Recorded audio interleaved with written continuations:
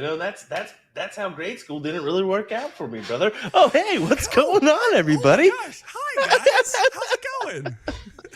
Here we go. It's PPD Nationals, everybody. We got singles action for you today. William Stewart, Nick DeShera. I hope you're ready for the weekend, folks, because there's tons of money to be had and lots of money to be won, especially tomorrow in that bonus pool action. But hey, let's get underway. We've got a doozy about to break through here. Chris Watson and Scuba Steve Dyer as they fight it out here. And it looks like Chris Watson's going to get the win. So what is that, 1-1? Are we headed to a decider here? That's going to be 1-0. Game number 1 here. They actually were battling it out for quite some time there. So you can see that we're in for a good one here. This is a good starter match. I'm excited to be here doing this with you, Will. We're about to have a good time calling some great darts. And that's what it's all about.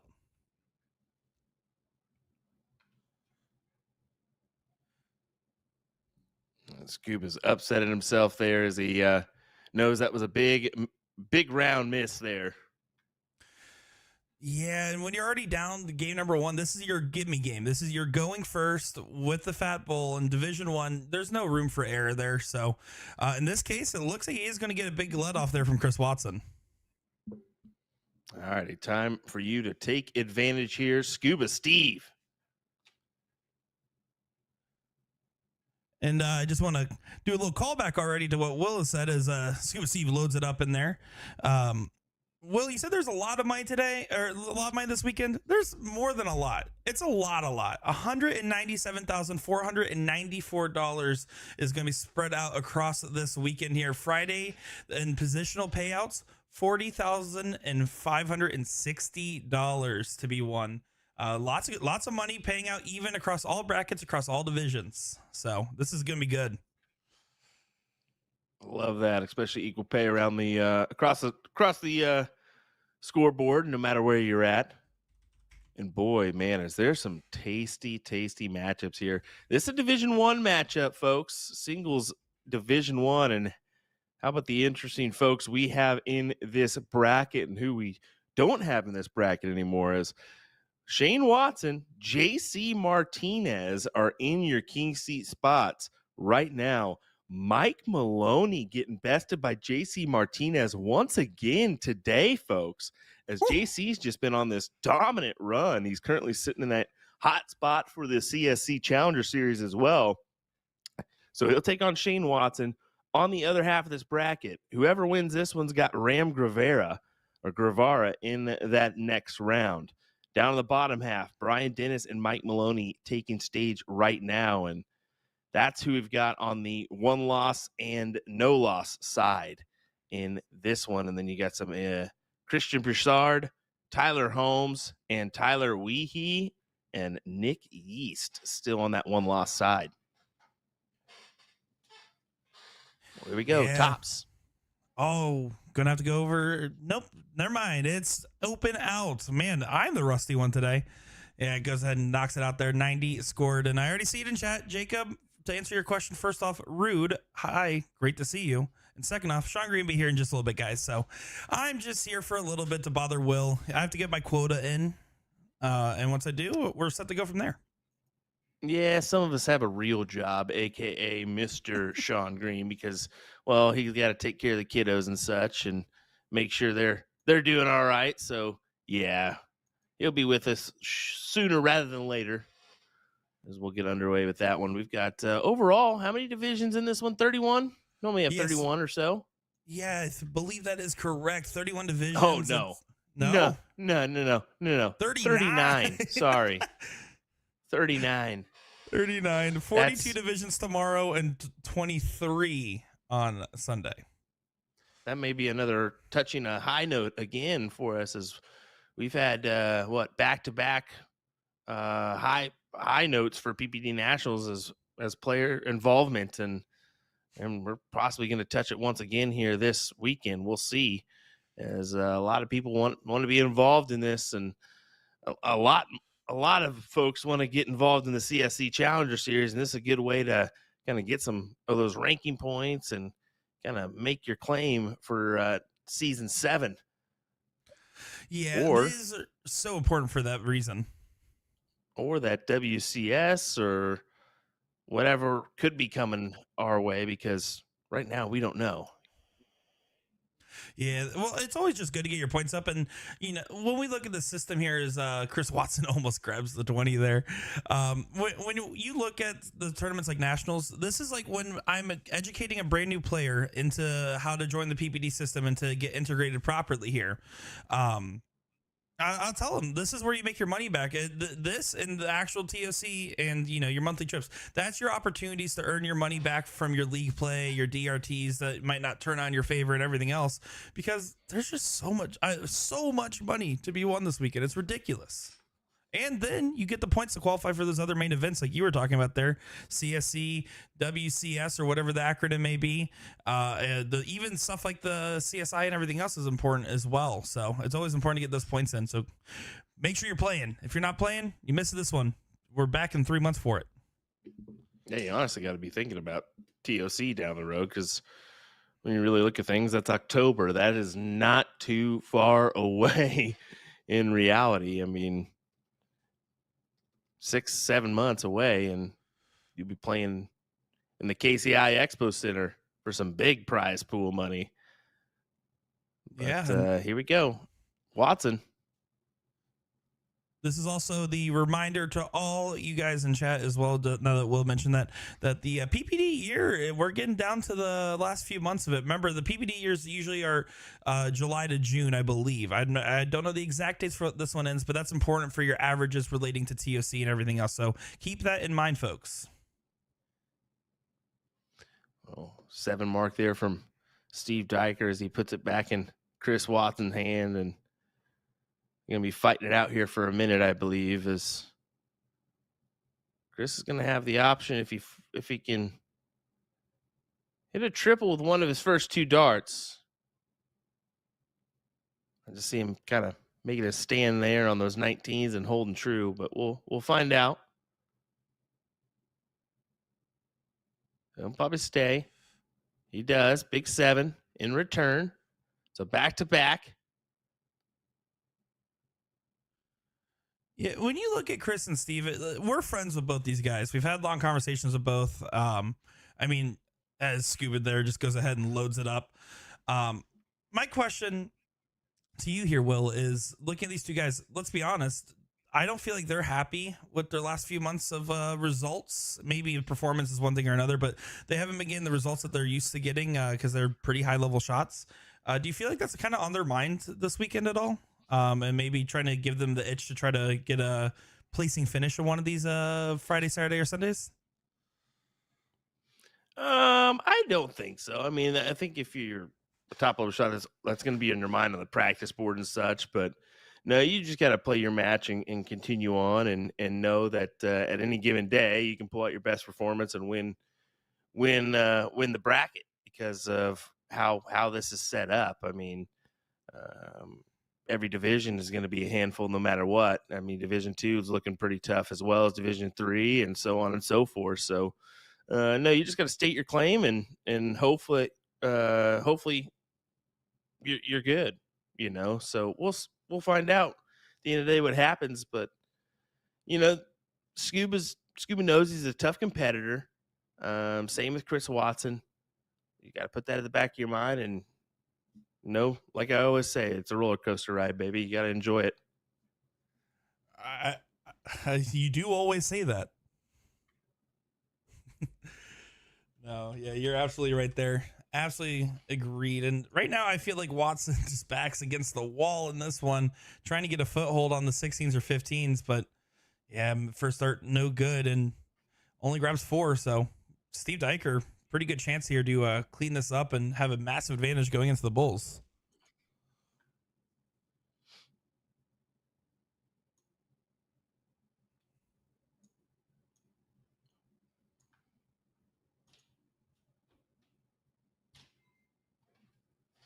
True. 582 compared to 539, and nothing Chris can really do but try for the 16s or these Bulls.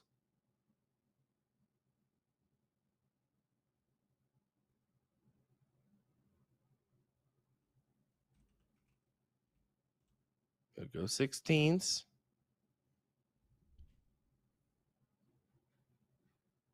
Nine 7, so that's a pretty good round at it. It does give him that point lead back, but if Dyer does what he's supposed to do, it should be too little too late, but you never know. This is when legs get real dicey. Well, he can attack it right here, and if he so chooses, but yeah, I mean, smart move at the end of the day. He could attack that first dart if he really wanted to, and then you're sacrificing a possible look there from Chris Watson, but at the end of the day, I like the move from Scuba. Just hold true on the 20s, 6 mark him, and then take a look. He's got a 702 to 603 advantage now, and this should be his leg if he doesn't mess around too much.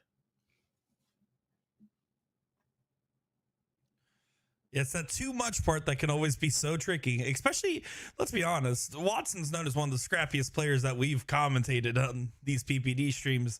He is just always finding a way to hang in legs. And you notice that whenever Chris Watson, has been doing well, he never really wins by a large margin. Instead, he just is able to etch out games like these. In this case, though, might still be too little too late. Yeah, exactly. Because Steve made the right move there. He tripled and then made the look because he forced Chris to gain the lead before he was able to take out the 20s and 18s. So essentially, he needs 3 or 4 darts, and those 3 darts need to be perfect if he's going to do it. So good stuff from Scuba. Takes out the 16s first and then goes back to that honeypot.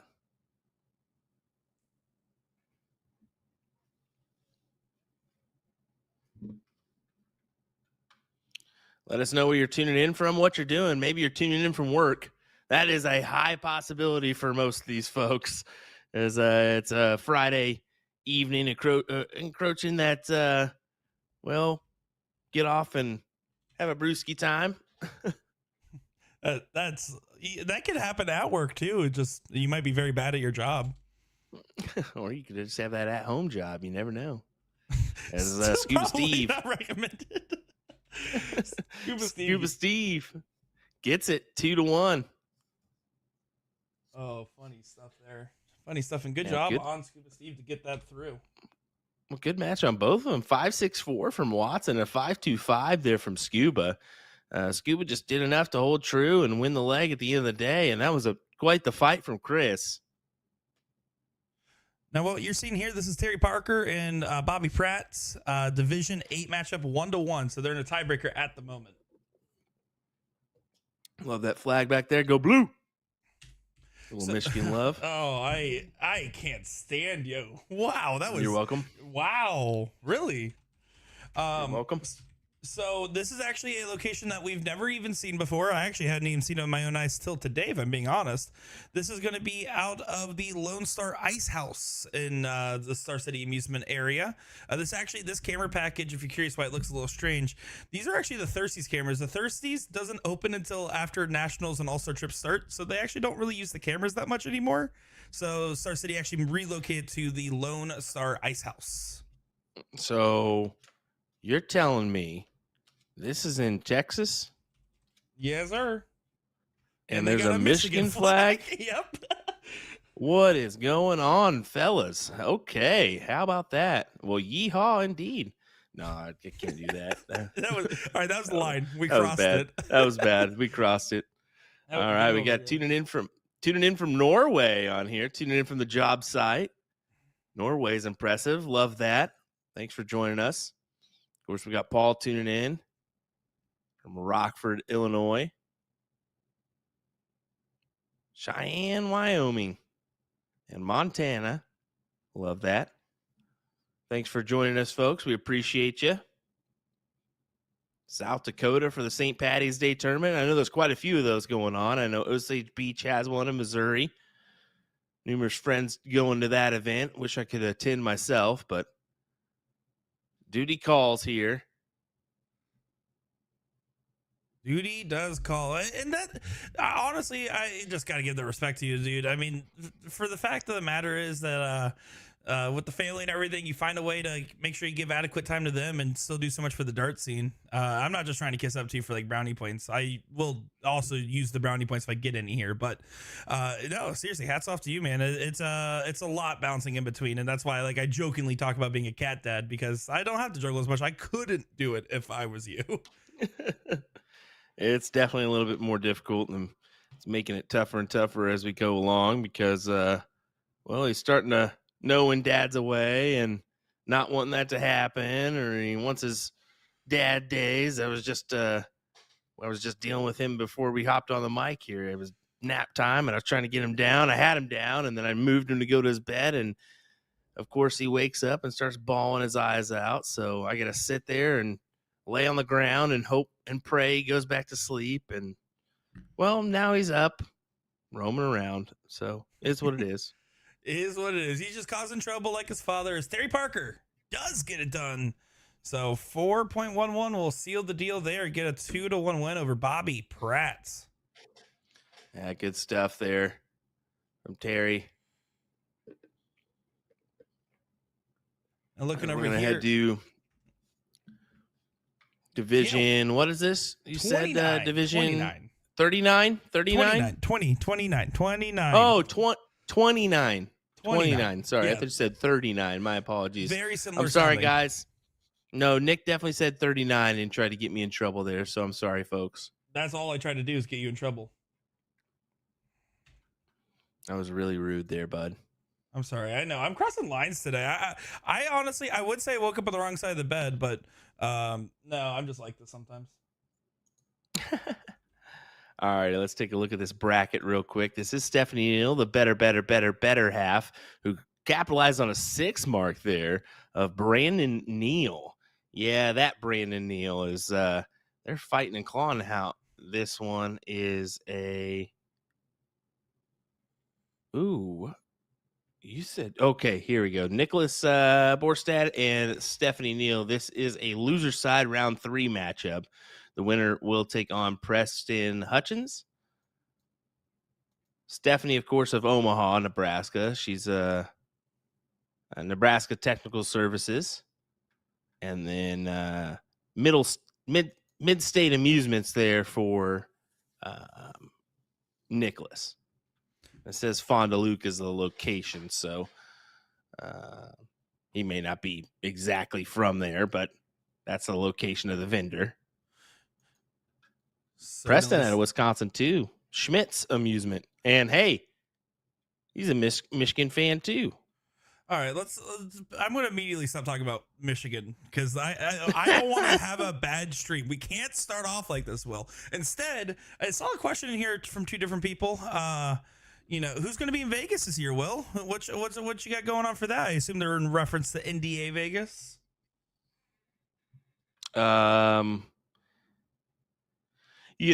Guys, we've been really thinking about things, and honestly, the best way to handle this one is going to be virtually. So nobody's going to be there. We're just going to have somebody set up the cameras. The security guard is going to be setting up the cameras for us, and he is a big fan. We're gonna be hoping everything goes well for us. We'll see. Well, you never know. Fingers crossed. Yeah, I'll be at Darts Live the whole week, and I'm just kidding. Just kidding. Randy, it's too. Hey, buddy, it's too late, Randy, to try to do this Fond du Lac, whatever. I'm gonna be honest; it's gonna be wrong every time. It's just gonna be wrong. That's why we go to you for your looks and not your pronunciation abilities. It took me long enough to learn Sturdivant. Sturdivant. No, I'm just kidding. No, we'll work on it, Randy. We'll work on it. But David, answer your question. Will definitely be out there with probably some very handsome dyed-haired commentator. Dyed-haired video editor, production Up in question. Up in question. All right. It's no, a person that Nick might have a non-natural hair color. Who knows? I can keep going. Nah, Nick will be there with us. So we'll have some virtual commentary too from a couple people. We'll try to make that happen as Brandon stakes his claim as well. He says, "Who's that weirdo in the background?" Had to make his presence known. I'm pretty sure he's not even playing today. I think with his work he couldn't commit to playing today, and so he decided to come out and support Stephanie, because I did not see him on any of the brackets, which is really cool that he's just out here supporting the better half with his own giant cutout head. That part's confusing, but yes, yes, gotta do it. I will say Stephanie Neal in Omaha, I watched her play. She had some really good runs, and I believe her, and she's going to yell at me later, but I don't actually recall her partner's name off the top of my head. But they actually bested out Ariel Feist and Abby Spot in the women's doubles to advance along at one point. And I was like, oh boy. So Stephanie Neal's been putting some time on the board. She's been really grinding it out lately, and I've been impressed. And the first thing she did when she saw me out there after we first did our hellos, or one of the last things I should say, she said, "Hey, you free?" And I was like, "Yeah, stream just finished." She's like, "Okay, I'm ready to play you." She's like, "I'm right here." She just points to the board, and I was like, "All right, well, I can't really say no to that." Joyce Craft, thanks, Brandon, for the clarification there. Wow, we're already into our top 8 on the Division 2 side. That's insane. Yeah, the singles stays cruising. That's the one thing that we've learned with nationals. Singles is like blink and you miss it, and then you get to doubles and triples, and it can either be blink and you miss it, or it could be a slightly longer ordeal. But I actually was looking through our past nationals. Most of those streams, I think the shortest one was like 3 hours and 50 minutes. And oh, look at that from Stephanie Neal. She's playing very, very good. Look at her go. Watch out, WCS. Stephanie Neal's on her way. Yeah, that was good. I completely lost my train of thought there, Stephanie. That was very rude timing for that, but very good starts. She's 3 bowls away from taking it to game 2 here in Division 29.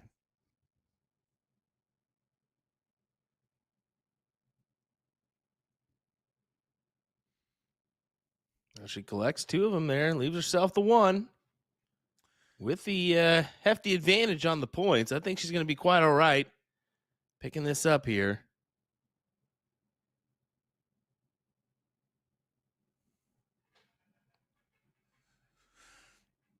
Yeah, 1 bowl away is all she needs.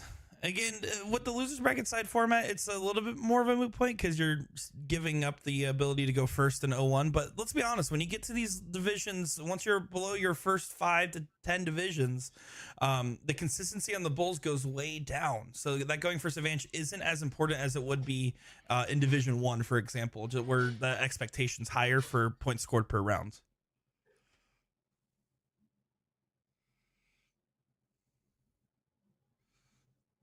Takes out 2 is Nicholas on the Bulls. But still up to Stephanie. She's going to have a potential few looks at this.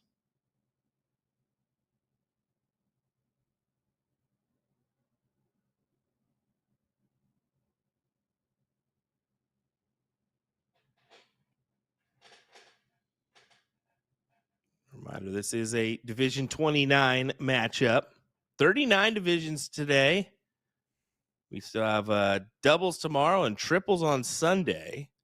Lots of action coming your way this weekend from bars throughout the country. Of course, we have a handful a couple handfuls, if not a little bit more than that, to kind of choose from to bring you coverage at, and kind of we can jump in between and see that game screen down there from other bars, but we do our best to give you the action we can when we can. And unfortunately, sometimes that ends a little bit sooner than we would like, just because of how many bars we have access to compared to who's left in the tournament and whatnot. But most of the time, Nick's got it pretty much covered on where to go for what bar to tune in from, and like moving people over if we need to. That's always a needed necessity.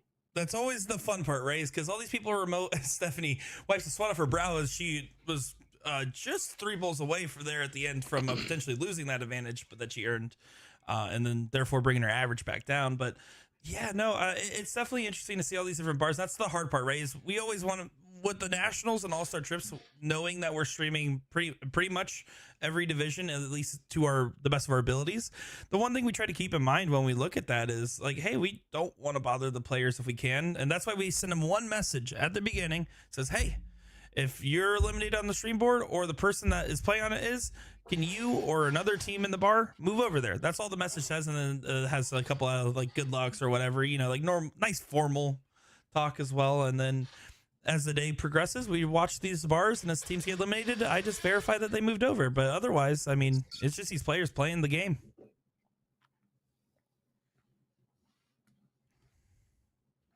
Definitely so. We're keeping an eye on Bobby Pratt. Potentially have that match coming your way here soon as well. But right now, keep it right here with Stephanie and Nicholas. Yeah, we'll go ahead and at least finish out this 0-1 game and see where it goes from there. It can go very, very fast, especially if Stephanie Neal's peppering the bull like she is. She's right on it. So curious to see and how this one will continue to develop.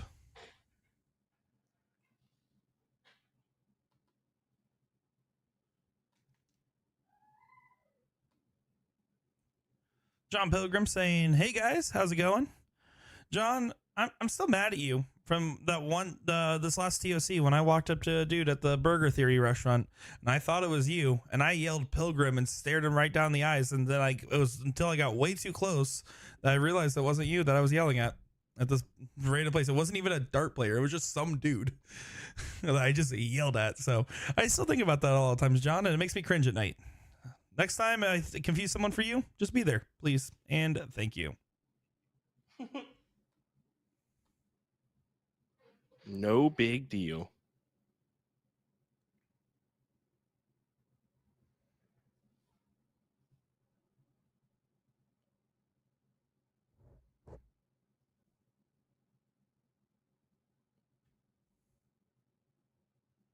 Stephanie taking just a minute here to settle in and get underway. Good start. Looking for that 150. That's still a nice low ton there for her. She capitalized on the 115. Yeah, helps pull her out in front. She effectively is almost taking the throw, barring a perfect turn here. Yeah, she effectively is now taking the throw. This is a good position if you're Stephanie Neal, already up a game. Nicholas here just needs to stay calm. There's no cause for alarms yet. The hardest part is hitting the out.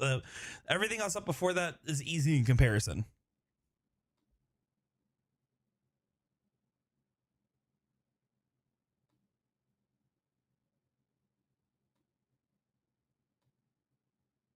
Oh my gosh, she's still hammering away.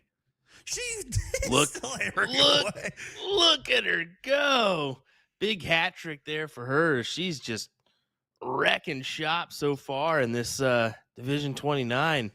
She may be on that loser side, but she's doing some very, very good damage. Yeah, the one thing there is she was doing a little too good on the Bulls. The 47's not the best leave, especially how nervy the open out can get. So she has to be careful of how she approaches. Trip 15, so now 2 16s. It's open out, so she can just go fat, try to play it towards the inside. Inside wire, that double is perfectly fine. Aim for that wedge, that big wedge. Even if you hit the 8, you're fine. Or you hit the 7, you're still okay. You can go 9 16. Yeah, just tee it up from here. 9 for 16 is perfect because you don't have to worry about as many bust areas. 5's a little riskier because you have that 12 and 20. Yeah. Everything's a bogey unless you're bang on.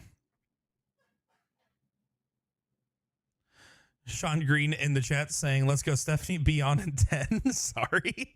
So the Sean Green, everybody, stuck in traffic. Is that what they call it these days, Will? Do better. Do better, Sean. All right, single 5. Open out, folks, so she can get away with this one. It's Brandon Neal looks on and look at her go. Look at that. I think she Big figured out that she excitement. was on the stream there halfway through. Because I texted Brandon when we switched over. I said, Brandon, don't let her know that we're on the stream here. I don't want to mess her up. Because I knew he was just sitting there watching and waiting for it. Oh, that's funny stuff. I think she clicked into it and she did really well with it too. I'm going to be honest. That was some good stuff from her there. As we're going to go ahead and, as you said, go to the Bobby Pratt match. Just the 1 game match while we look for what's coming up next. Yeah, and she'll move into that matchup between Preston Hutchins in the next round. So Bobby has the advantage on the high ground here, down in points, but he knows he's got the high ground, and he's going to stick with the game plan here and just continue on to pound those lower numbers. Yeah, he's just going to keep pressing his position there.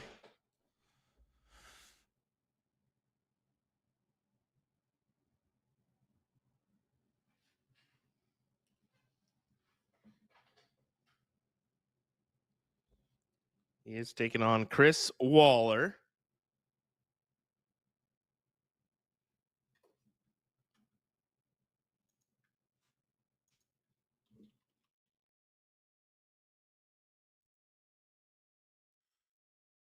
Sean, since you're still in chat here, follow-up question. Are you driving the car in our chat or is someone else driving? Because now I'm getting concerned. Leave him alone. I'm just saying, I would like our commentator to come in one piece. That's all I'm saying. Yeah, by the way, this is Division 8. Reminder on that one, folks. 9th place will be the loser of this one. The winner will play Bill Stibbs? Either one. Sure. Yeah. Sounds great. Just one leg decider here. So if Robert can just kind of hold true, and that's a big dart right there to keep us even Steven on the point race.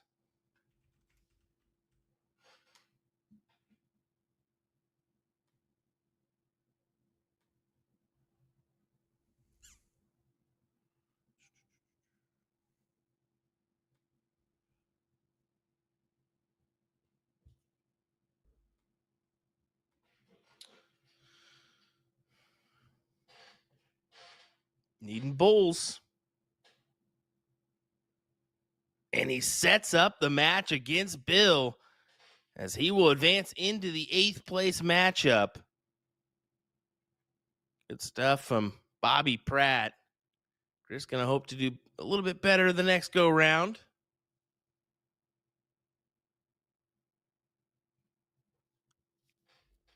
As we're going to keep an eye on things for what we potentially have coming away. It looks like we're going to stadium, and that's what I was kind of potentially looking at, is that Juan Hernandez match there, Nick. Yep, that's correct.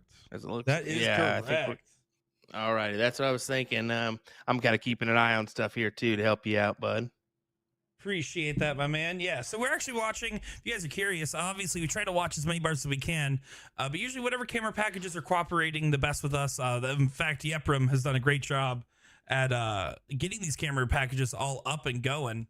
And so he's done really great work with that. And like today, right now, if I were to look at the screen right behind me here, I have 1, 2, 3, 4, 5, 6, 7, 8, 9, 10, 11, 12 different matches going on in the background. So lots of stuff there. Wonderful. Oh, what?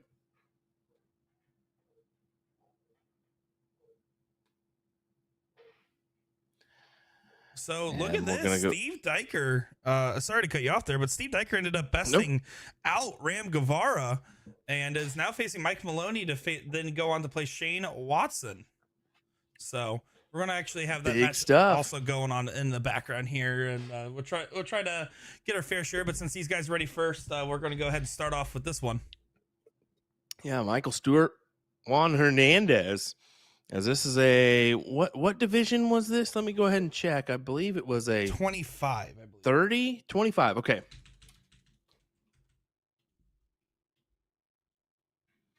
Tried to see him as they started up here, but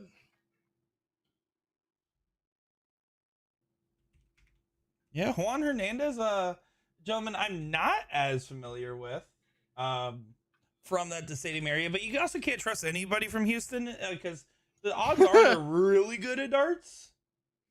And let's just go from there. Well, this is your second to last match on that one loss side. So winner will advance into that what would be the third, fourth place matchup. Still left in this bracket is Josh Scogan. Andrew Goodwin. Yep. She's of Texas as well. Let's see where Josh is from. Josh is from South Dakota. Amberly Gammon of Texas. Juice Shelton of Wisconsin. Then your current king seat is Kelly Bradbury of Missouri. And that's play more coin op. And then Brian Tatro of Oklahoma. Good to see some Oklahoma players present in this one. Finally kind of getting them kick started. I know that there's a gentleman doing some big stuff down there in the vending side of things. So big shout out there. And they'll continue to do good things. We see them now a part of the PPD program. Yeah, I love seeing all these different regions and states pop up. It's probably one of the best parts is because there's just so many new players that get added to the network when something like that happens. Yeah, some good players. Good players there. Juan's going to be playing in Doubles Division 27 tomorrow. And then Sunday he's going to be playing in Division 16 of our triples action. So we're playing with Abigail, George, and himself for the doubles action. He's going to be with Rick Hernandez. So some relation there, I'm assuming. Not a part of that bonus pool, but they could be a part of it next go round if they just keep on trucking and participating. You can too, folks. Get involved in the PPD system today. dartstoc.com is where you can do that at. They got plenty of information there for you to check out, including our CSC Challenger Series stats, even breaking it down game per game for you, so you can just check it out as you go, see how many 9 marks we're hitting a certain leg, see those big marks for yourself, or just check out how you're doing because, well, even though you may be one of those lower averages like us, you matter too. So join the program today. Get involved no matter what division you may be in. You can win some of that nice bonus pool money as well, and you can be a big winner with the Partners Promoting Darts program. Michael Stewart ahead with the advantage here in this first leg. This will be a race to 2, sorry. Best of 3. There we go. Same idea. You got the right principle in there. Yeah, same, but different. Oh. You're welcome. Thank you. Darren saying, South 94 Bistro, I'm last chance coming, gonna lose soon. Hey, you gotta have that confidence. I've seen and done runbacks after losing my first 2 matches and getting into cashing positions. It happens all the time, and you could go from losing your first 2 rounds to triple dipping. You never know. Oh, this is a fantastic match. Todd Barron taking on Lisa Yee. Ooh, that's a good one. Awesome match. Let me see where, of course, Lisa's playing out of Bull Shooters, but let me see where Todd's at because actually that's Lisa's feed. I believe that is Bull Shooters feed. Yeah, it is Bull Shooters feed. So yeah, currently right now, Lisa up in points, but down 2 net houses, 20s, 19s, and 17s for Todd, 16s for Lisa. So, and that is the third, fourth place match. So loser to that one will head to the fourth place match or fourth place position. Winner will head to the third place position there. So some good players in that bracket, Division 6, Todd and Lisa, and then Dietrich. Goltz of Wisconsin, Lacrosse to be exact. It looks like that vendor as he will be the king seat holder, and then Austin Shammerhorn and Adam Hafke And then Stan Page still in the mix there in Division 6 as we cruise on along. This is some of the best pronouncing work you've ever done, by the way. I just want to give that hats was off. absolutely Thoroughly impressed. Absolutely atrocious, guys. I'm sorry for every bit of that. And if I butchered it, just leave it alone, guys. Just give me a chance, please. Okay? This is the worst week, especially when we do the bonus pool announcements. And if anybody's ever tuned into those little 8-minute streams that happen on Saturday Nationals at the very end there where we announce the winners, you'll see me there and I'll be like, all right. And I had time to read them and I'll still butcher them every time.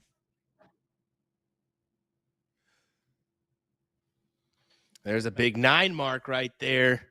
Great stuff for Juan Hernandez. It tries to continue to be in the mix here, but is it too little too late?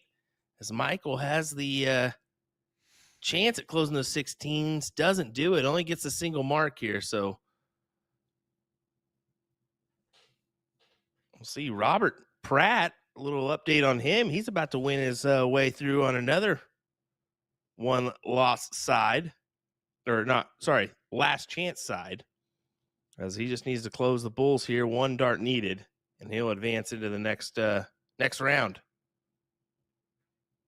Just to give you guys an update on Steve Dyer versus Mike Maloney. Game number 1 here. They're in that best-of-3 format as well. Steve Dyer needs 4 Bulls to take game number 1. 1 dart left, and misses after hitting 3. And Mike Maloney, 3 Bulls now to take game number 1 to Steve Dyer's 1.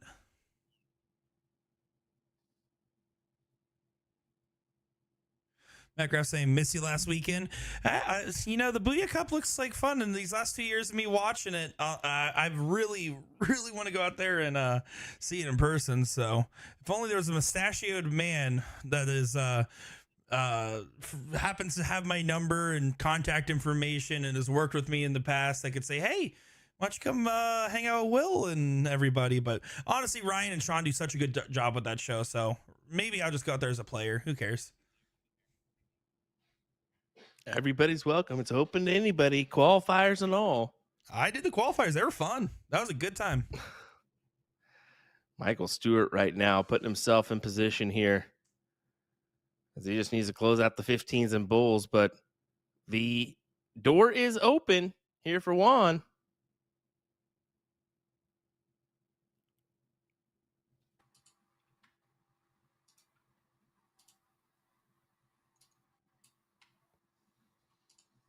As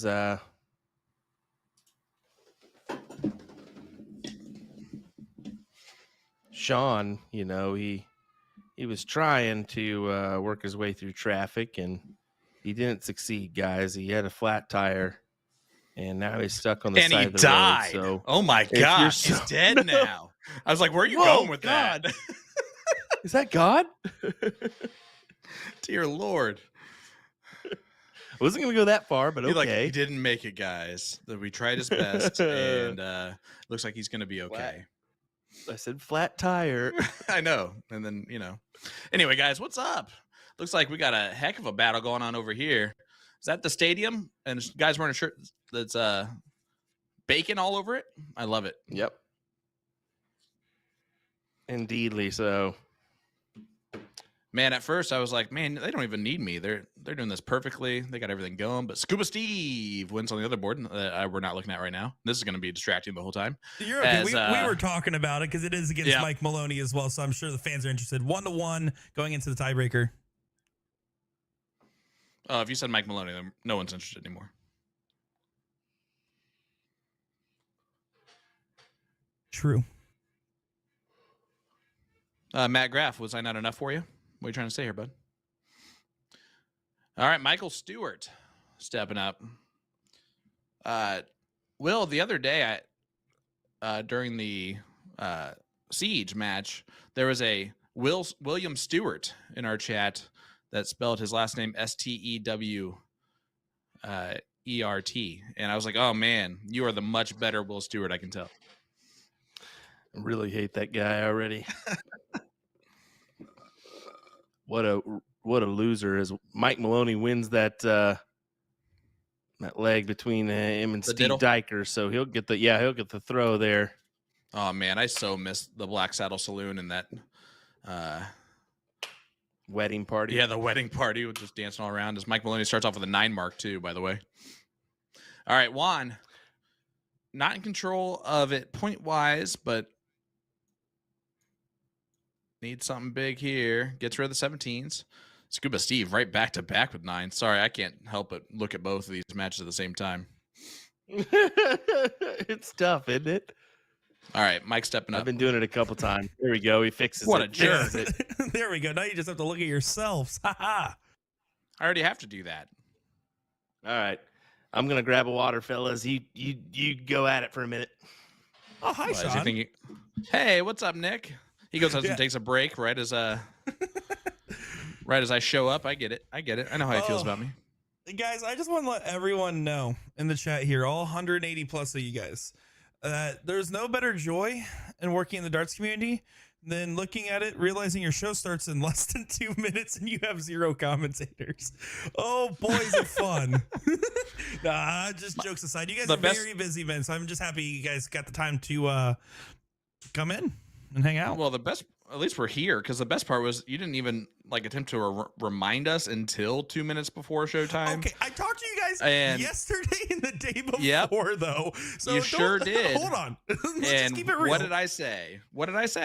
I said I have school and I will be there around 4:30. Do you know? And you said what happened? okay. Do you know what happened when I read that? Do you know what happened? You didn't read it. No, you started typing stuff and all it said was yap, yap, yap, yap, yap, yap. And I was like, dude, quit your yapping. Like, what's going on here? Well, the yapping was important, I guess. I feel like you took that one a little too close to home. I'm sorry. Didn't mean definitely not. Never. It's just I got a night off last night from commentary, so I thought that you guys needed me back. Because, people were like, I actually had Rick Askins, shout out to Rick, message me last night. He's like, I know you don't really agree with this, but I wish the CSC was just Monday through Thursday. And then you guys had something going on Friday, Saturday, Sunday, so I could just watch darts the whole time. I said, Rick, I disagree with you. But thank you so much for the compliments. But yeah, so it is good to be back in the booth again. It's been a long time, like a whole 24 hours or so. So yeah, I had school today. And I'm pretty tired. It's a long week. The week after the spring forward hour difference, you would think would be like nothing. But then you start doing it and you're like, oh, man, this is making me way sleepier than I thought. Listen, we all get a little sleepy. It happens to the best of us. But no, to be fair, you and Will both. You guys are insane with your schedules and how busy you guys are with everything. Like, for reference, guys, not that this is surprising anybody, but I'll be like, hey, Sean, are you free? He's like, yeah, sorry, I just have to set down my 27 kids. Half of them are my students, the other half are my own, and I'm like juggling 3 different things. And I'll be like, oh, cool, don't worry, take your time. I'm just petting my cat, I guess. Like, and that's not a euphemism, as Mike Maloney wins against Scuba Steve. And he will go on to place the guy that just joined our chat, Shane Watson. Shane, you better get ready, bud.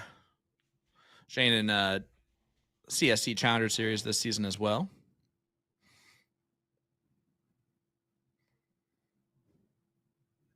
Previous weekend, he played at the King of the Hill tournament that I did, or broadcast. I shouldn't say I did. I had nothing to do with it in any of the tournament part. But Shane went to a finals appearance where he faced Sunshine State, Kenny Doyle. Santa, I forgot the word Santa in that. How did I forget the word Santa when saying his name? Sunshine State? Florida. Sunshine State. He played all of Florida. No, Sunshine State Kenny. Did I say Kenny or no? That was terrible. I think so. That was terrible. Wow. You shouldn't call him Nick. That was complete shambles, Nick. Yeah, that's okay, how Dirachi. I live my life here. Yeah, Dirachi.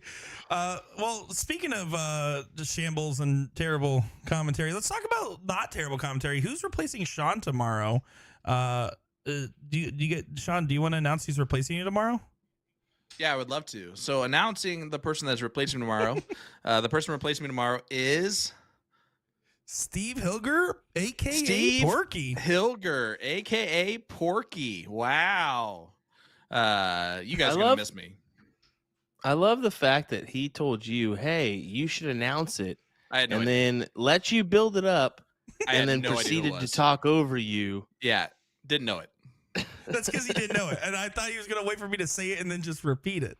Anyways, Nope. Yeah, no, Porky's gonna be hanging out with Will tomorrow, and I'll be in the background, of course, as usual. So that should be a fun time. As fortunately, Sean's too busy and good for us. Well, here we go. Match-winning darts here. Oh, Michael just on the outside. And that would take it to the last leg decider. Oh, sorry. I thought Michael pulled out that win there as I was gone, but I guess not. Wow. It's looking true. For me and you, girl.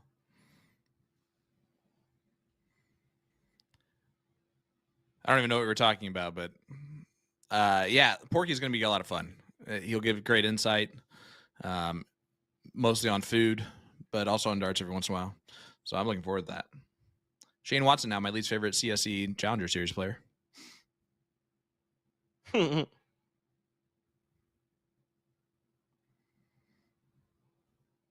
But I hope he beats Maloney, if that makes sense. You know what I'm saying, you know. All right, they're diddling for the start of the last leg decider here. Will, you've been watching this match intently from the start. Who surprised you the most and why?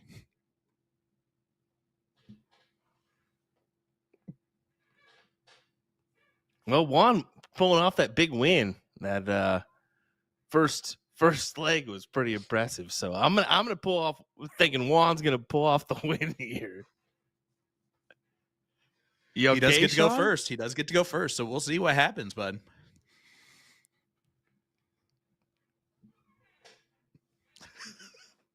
I haven't had one of those in a while, and I'll take it all day. That's a win-win-win. Here we go. Come on, Juan. The Baconator going first. Juan, he's our man. He's gonna win this leg because he can. I like how you did. There we go. Yeah, the person last name's Stewart, and you choose. Well, never mind. I see why. Big 6 mark open from Juan.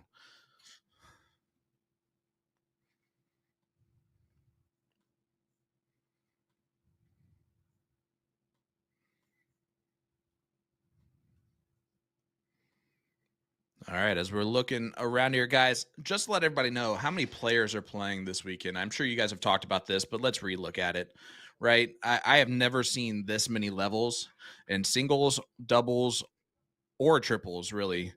42 teams in doubles tomorrow, 39 teams in singles tonight, across, or 39 divisions, sorry, of players, and same thing with 42 divisions of players in doubles.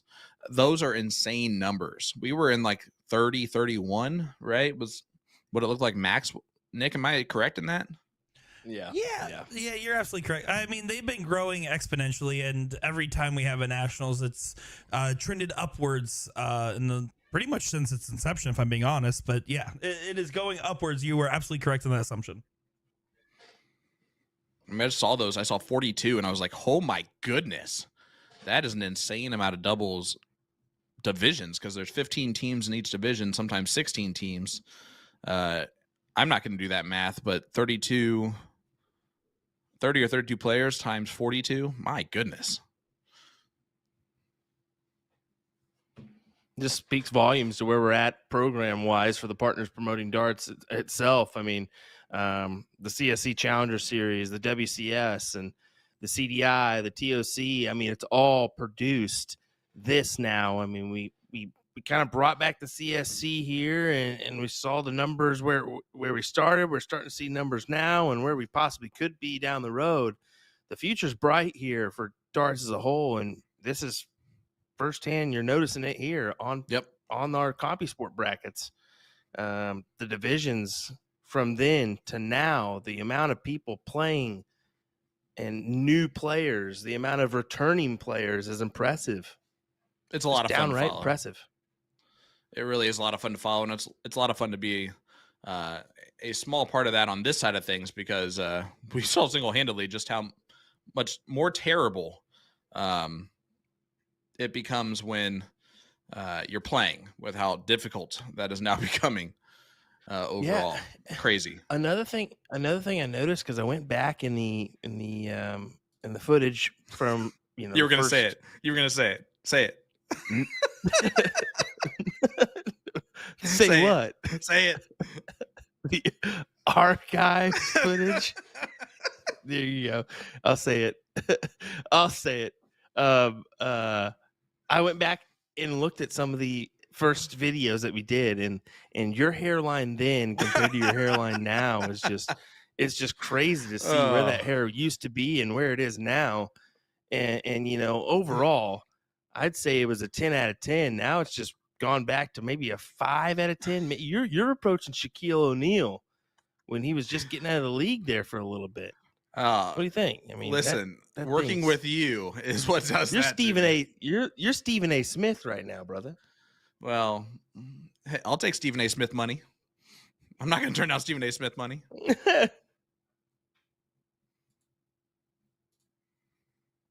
No, I appreciate the kind words. It's why I wear a hat now consistently, and don't show my head on camera anymore. But I really appreciate it. It really is kind. Here, you said this is Division 25. Am I correct? Yep. Okay. Well, we got ourselves a point battle going on, and the last leg decider. They're just through the 20s and the 19s. With Juan coming out a little bit on top at 420 to 380.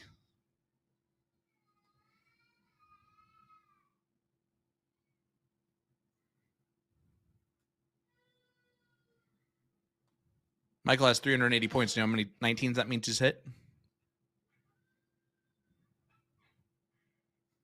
Say what? Michael had 380 points. How many 19s does that mean he hit before they closed? I couldn't tell you, brother. 20. Couldn't tell you. 20 19s. Well, 23 if you include the close.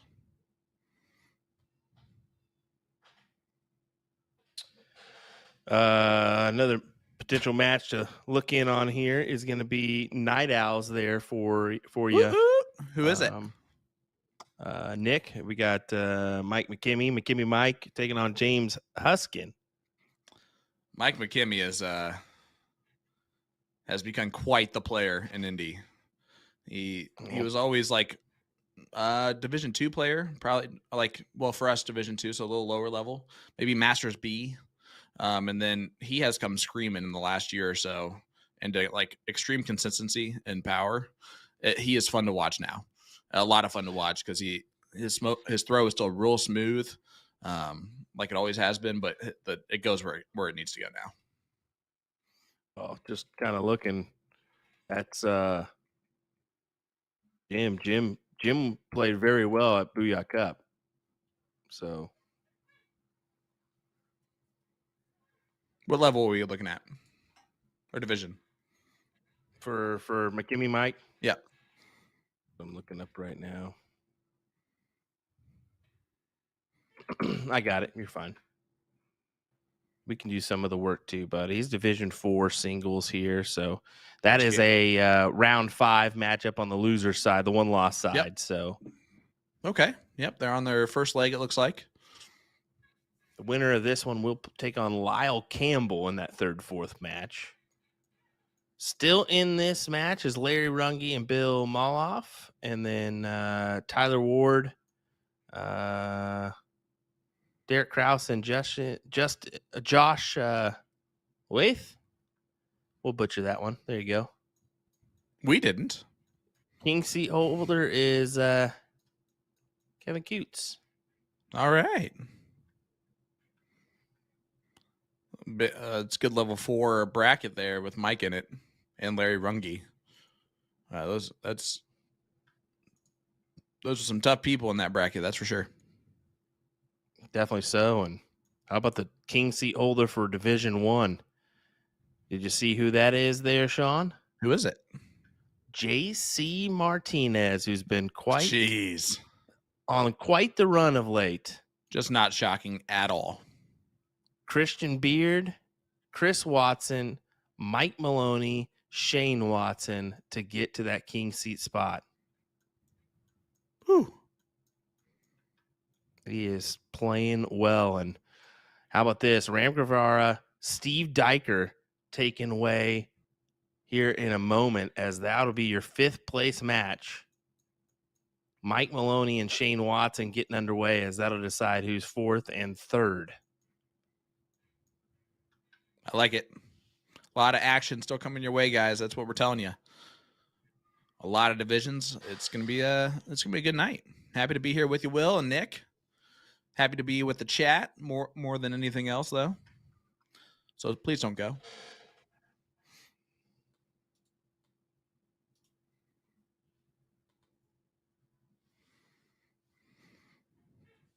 And Juan in control of this last leg decider here over Mike.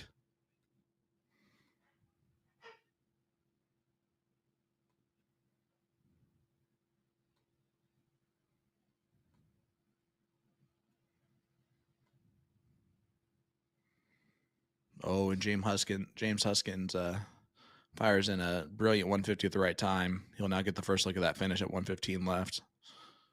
All McKim can do is try and set it up. And Huskin's won leg number 1. But here we go. Juan Hernandez needs 2 more. Falls out into a number, so he'll come back.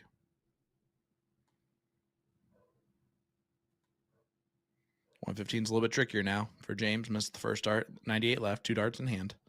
And he won't take it out, so Mike McKim, 76 to take us to the last leg decider, which we'll see at the conclusion of this leg from Juan Hernandez and Michael Stewart. And he's pointing. McKim did take that out in 2 darts.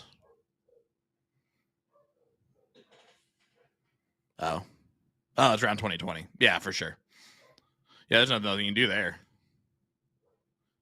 So that's going to go to Juan. Great match. Good job, Juan. Gets it done at the end of the day. I forgot they pointed forever on those 20s and 19s. All right, here we go. Count up for the last leg decider. James Huskin and Mike McKim. Brent Peters saying James is on fire recently. I can tell you the same thing's been going on for Mike McKim.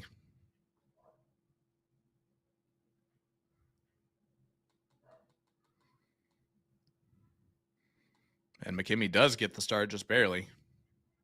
So here we go. Last leg decider. It's going to be cricket. And it's going to be McKim going first.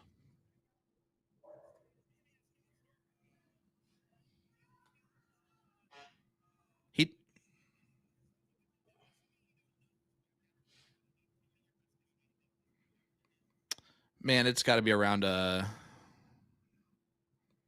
34, 35, and 4, maybe a little bit less than 4.25, maybe something like that. Maybe right around there. I don't have that's just my guess. I do have the cricket average on hand though. 3.926 in Division 4 for his average here. Okay, I'm going to guess that he's throwing better than that right now. Yeah. Oh, well, it's also tournament play. Everyone is aware that when there's a tournament going on, tournament play just elevates game. Well, 100%. But I'm telling you, I think he's throwing better than that when he is playing in anything that I've seen him in recently, which is tournament play, to be fair. So you're exactly right. League is league. League is meant league for is fun. That's it. That's all. And when I play with my partners, unless I am playing with someone that's new to the game and is trying to learn it, or just is like trying to get involved with darts, it's not that I don't take it seriously, but for the league, I take that as my time to dial in the form a little bit, tool everything. I don't take any liquid aiming fluid when I play league, stuff like that. I just focus on just trying to enjoy the game and have fun with it, because it's part of the process of getting qualified. Oh, 100%. And Ricky Bobby, you're right. That's why we just use Restream so we can see it all. And I don't know. And it's always different. Like sometimes it'll be PPD and sometimes it'll be USA Darts. It just depends on the time of day, I think, and who has notifications turned on, ready to go. And look at this from Mike McKim. Oh, boom goes the dynamite. The Hoosier throwing one in there.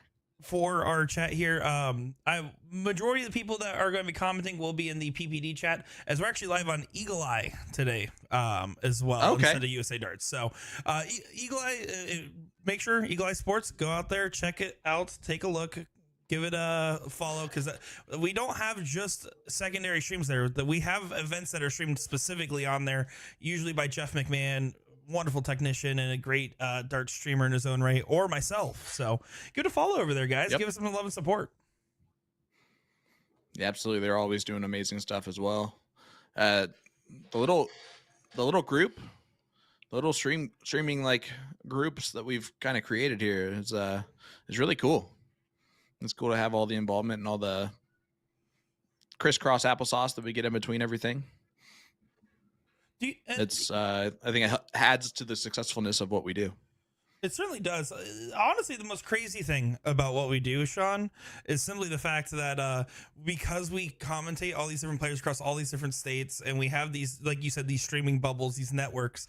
The best part is going to any state. I know if I go to a local tournament, whether I'm just on vacation with the family or something else, I know for a fact that I will be able to find someone I know there and start throwing darts. And if I don't know them personally, maybe I read their name on the PPD forums or something. It's really cool. It makes the darts world feel a little smaller, but in a good way. It feels more connected. You're absolutely right. 116 needed from McKim, and he gets it done. Woo, that got a little close there at the end of the day. 4.65. There you go. Mike McKim, last leg decider. And that's, again, not unexpected out of him at this point in time with how he's been playing. And this is an iron sharpens iron type of area in Indy. And Mike's one of those players that has just been playing more often and continue to get better. It looks like we have a great match coming up on our stream right away. Yeah, this is a Division 38 match. It's Shelly Divers taking on Savannah Haze. All ladies matchup going on here. I absolutely love that so much. Yeah, it's round 4 on the loser's side here. Shelly playing out of Pittsburgh. Oh, Yenza. And then Savannah playing out of Florida. I believe this is King seats that we're looking at. So good to see these ladies stepping up here. And this is one of the lower divisions. We have 39 divisions. This is 38. So love it. Dabbing our toes in all the different waters today as we get some higher divisions, some lower divisions, some in-between divisions as well. Love to do that. As Savannah. What a great name. My daughter's name's Savannah, so. Yep. And then Shelly has a good name too, but I don't have a daughter named Shelly.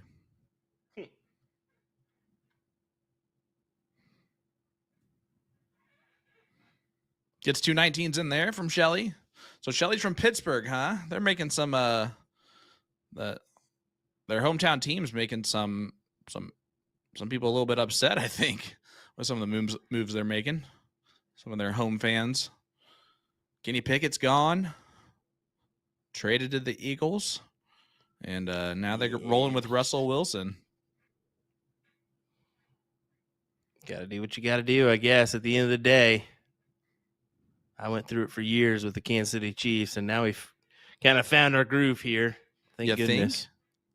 Just a little bit. We can always have more. Well, that's true. You've shown that. Will you guys be the Leonard Gates of the Booyah Cup? First team to ever three-peat? We'll see.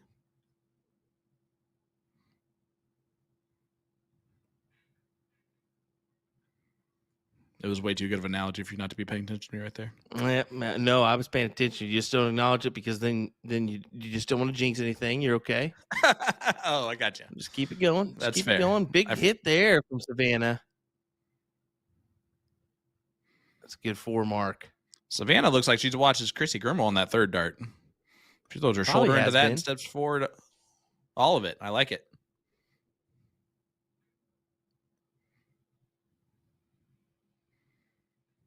See, she was adjusting headphones or changing songs, something.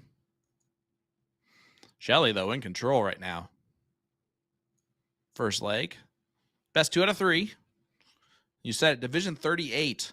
So either I'm going to guess really newer players to the game that are just kind of getting their feet wet, maybe their first PPD nationals ever going on currently. We've never had 38 divisions in singles before, so I'm going to guess that for a lot of these players, they're pretty new to the PPD system, or they're just really enjoy playing the game for fun. And either way, that's great. Well, Savannah, according to her book average here, has a 1.862 average.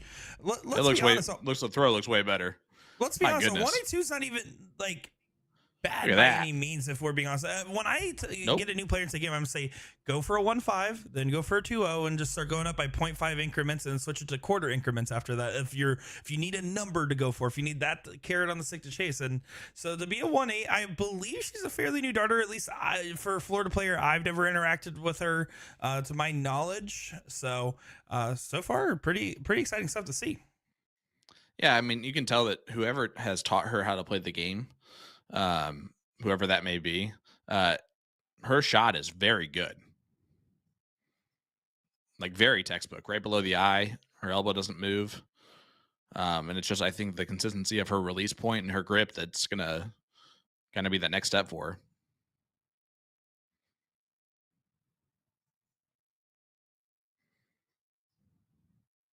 Shelly, you can see kind of in the bottom of the screen, has a little bit more of a unique throw.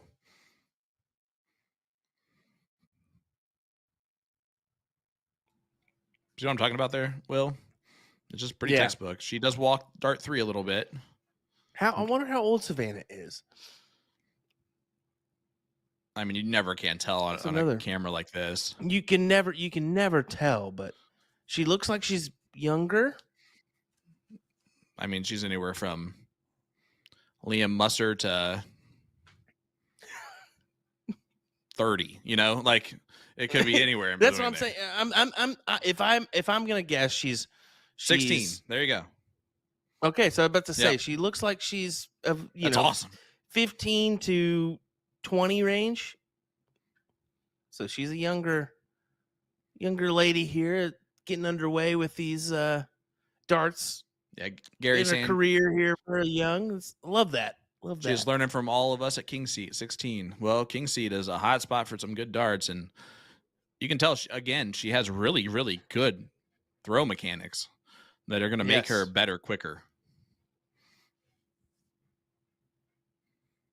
And already round 15 or 16 here, if I'm not mistaken. So yeah, does a newer player know about strategy here in this situation of the round out? She needs to hammer those 20s, start to, because now you're round 17. Ramon saying she's our youth player for Team Eclipse Designs. I love that. And she is wearing a nice jersey. I like it.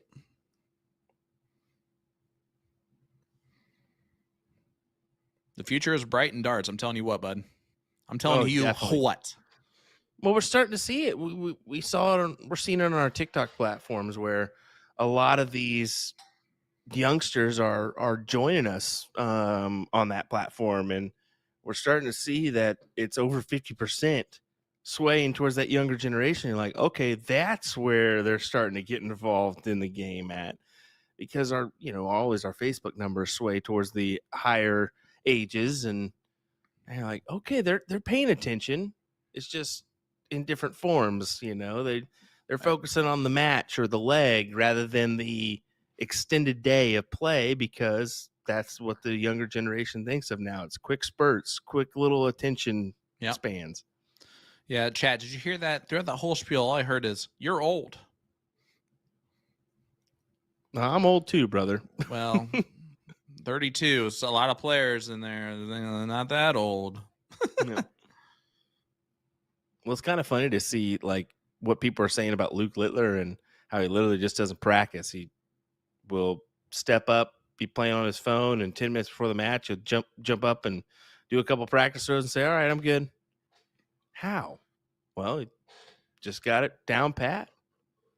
Works for him. Yeah, or if he overthinks it and everything, he ends up trying new different things, and then he's screwed. That's the last thing you want to do. And Savannah, it's getting near the end of this, and there's the point lead for the first time in a while. It looks like Shelly does have 16s to point on herself. This is round 20. So who points more here? Shelly needs at least one to get the point lead. Yeah, pressure's on Shelly right now. She's really going to be feeling it here.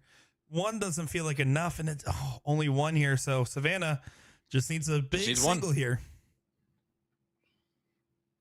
And there it is. She will do that. And now she'll kind of ease it into it. Yep, exactly. You know that's coming once she hits the first one. And that'll do it. Savannah Haze wins leg number 1. We'll go to leg number 2, 0-1. 5-1, open in, open out. And you can see the cheering section back there. Man, that guy has some amazing locks of hair. Just remember, Sean, it's a Florida bar. So if you encourage them too much, they might start acting crazy on camera. Mike, McKim, Lyle, Campbell getting underway here in their third place match, their loser side, third, fourth place match. One loss side, I should say.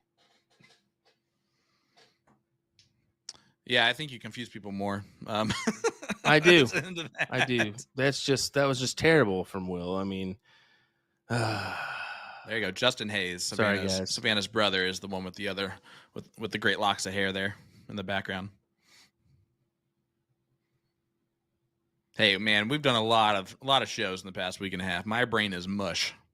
I don't know about yours. Yeah, just a touch, brother. Just a touch. I mean, on Wednesday, I didn't even know what I was saying half the time. It's good to have a few nights and maybe a week or so in between to have a break now and again. So I got my one. We're good. Yeah, you're one. Oh, I forget. We got 4 days in a row here. Yeah. Actually, I have starting Sunday, I have 4 days in a row too. So I have tonight and then Sunday, Monday, Tuesday, Wednesday. Nick, I'm probably going to skip out on Sunday, brother. I'm going to do some stuff with the family. Just going to let you know that ahead of time. But okay. I feel a sickness coming on. He already said no. He already said he was fine for the whole weekend, Nick. For the record, I was there for you. I am not some person that is yelling at them, telling them what to do. I'm like, guys, just let me know if you're available for the weekend. And then they'll say, sure, we'll let you know. And then disappear for a while. And then they'll come back and they'll tell me things and I'll forget to read a message. And it's a whole thing. It was a whole thing. And Paul Rogers, it's just jealousy, buddy. When I mention people's long hair, it's just jealousy. Hey, jealousy. Yeah, jealousy. Oh, sorry. Savannah, door opening opportunity here is just went a low in that second position. Yeah, and she has the upper hand right now. Got to hit at least a bull here. She does. Yep. 16 years old, and that throw is better than mine has ever been and will ever be.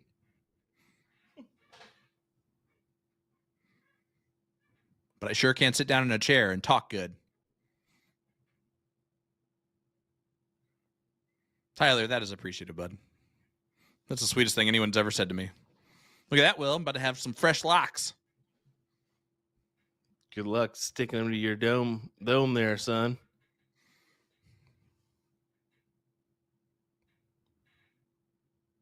Savannah, 112. With Shelly back on 231, she's going to get at least 3 here, maybe 6 darts. Big last dart from Shelly. My goodness.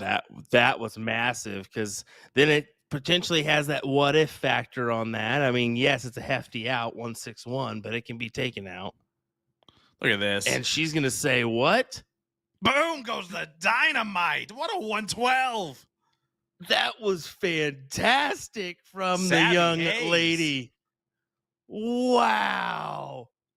Love it. Have yourself a day, Savannah Haze. I she love it. it. 27 plus. Probably knowing that she was on the live stream. Yeah, that's a woo. That's why we like to watch all levels, ladies and gentlemen. Love it. Division 38 rolling. As we roll right back to Division 4. Yeah, we'll roll right on up. We're moving on up. They see him rolling. They Okay, hate him. I immediately hate this now. 4.967. 4.967. 4.967. That's hefty. That Yeah. is hefty. I told you, the consistency from Mike McKim, it will not shock me because of how well I've seen him play. And that's against the big dogs at Indiana State that, typically most people struggle with. And so he proved it. He just continues to prove it, that he belongs kind of in that top level and that he keeps winning at the top level now.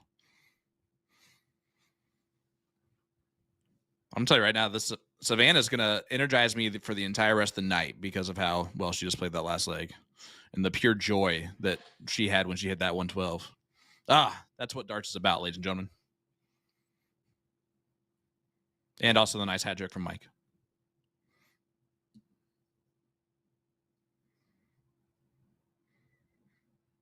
Going up against the lefty, Lyle Campbell.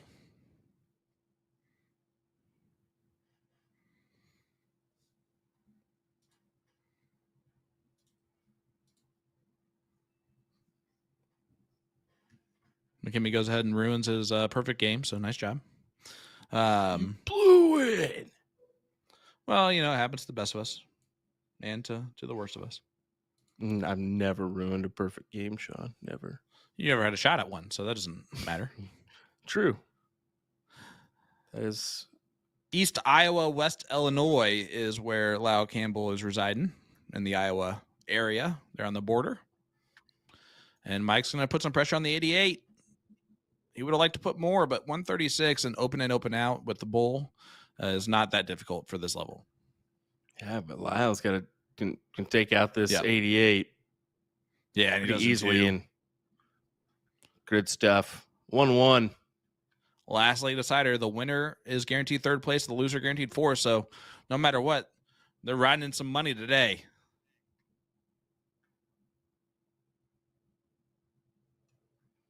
You got James Huskin, Tyler Ward, Derek Krause, and Kevin Coots in this king seat spot remaining in this bracket for Division II. So we make our way down to some positions where we're going to crown some winners. I have a weird feeling that Kevin's last name is Cuts. Yes, that's what I was thinking too. Because, if you just replace the K with an N, how would you pronounce that? Yep, I was sitting here thinking to myself when I looked at that name again, I was like, I wonder if he does Cuts. But now we're committed, so he's cutting down the competition. Don't mess it up. Don't mess it up, Sean.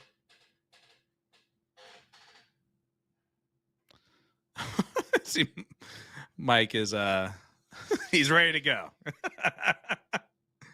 He's a little ornery from time to time. I love Mike. Think it's going to play today or no? Or never. Look how ornery he's getting. 5 open from Mike. Went at the 18s on dart too. Justin, what's up, brother? Hope you're doing well, my friend. Saw that earlier. Of course, the Outlaw has been in the chat.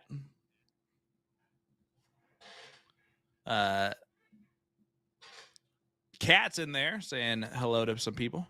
How about the greatest button pusher in the history of CSC China Series? Says nice shot to that young lady, Brian Henry. Michigan giving props to Florida there. And McKimmie hits the bailout plan. I can see Chuck Brown back there in the background. Look at Lyle.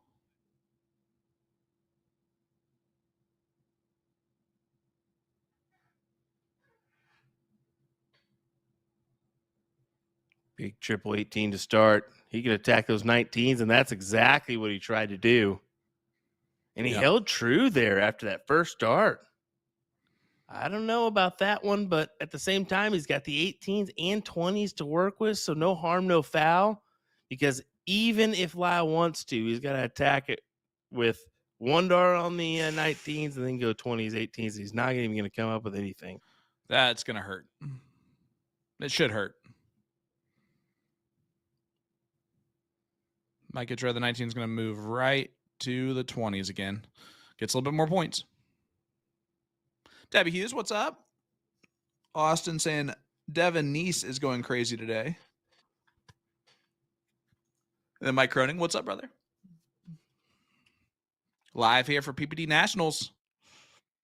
Get involved by going to dartstoc.com and checking out that map.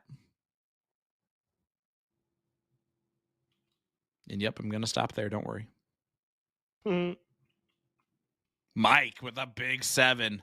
Tried to dagger in all 3, but he'll take 7 in that situation. Only leaves Lyle the 15s, and that's not a good feeling to have.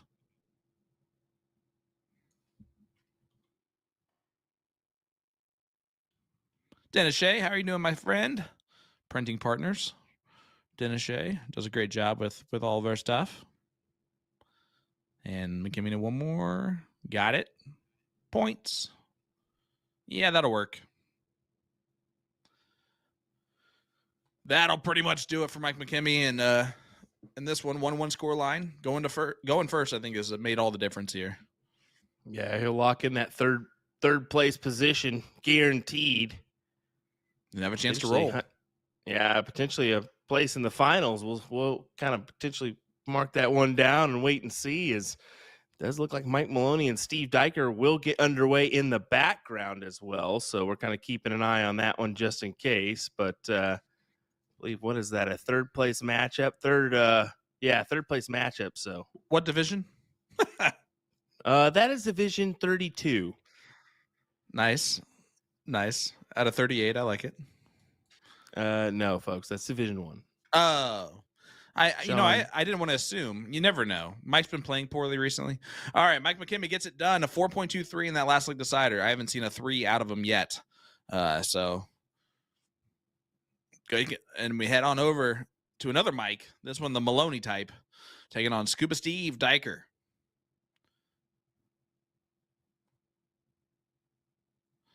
As we see this look from Black Saddle.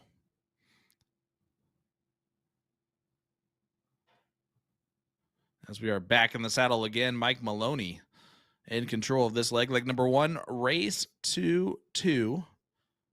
Best 2 out of 3. Nothing score line. I believe Scuba Steve is then that third place spot. So Maloney has to be double dipped in order for Scuba to make it past him. To get all the way back to JC Martinez. Exactly. That's a good point there. Is Maloney does take that first leg there and get things underway. But just to give you a little bit more context for that tail of the tape. So Mike Maloney lost to JC Martinez.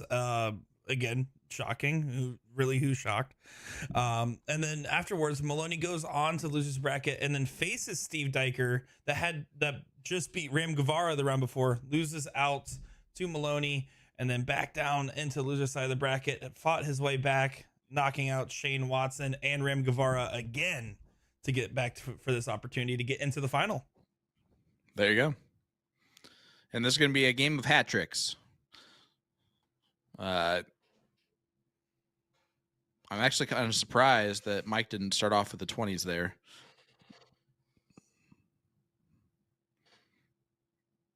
Because he's, he can do the 20s now. Wow. So you can go trip 20s now, which he has to do. If Scuba goes perfect in the first 2, he has to. Yeah, it's a smart move here to go for it. 19. You can see he's going trip 19. Yep, look at this. A single 19 on the last start. That was a good look at it, though, wasn't it? Smart. Those are the right darts math-wise. You don't want to give Scuba automatically 6 darts from 201. That's a losing combination if I've ever heard one. And so Mike was trying to stab to get the first look at a finish here. If he would have hit that trip 19, he would have left 180 to take it out for the match.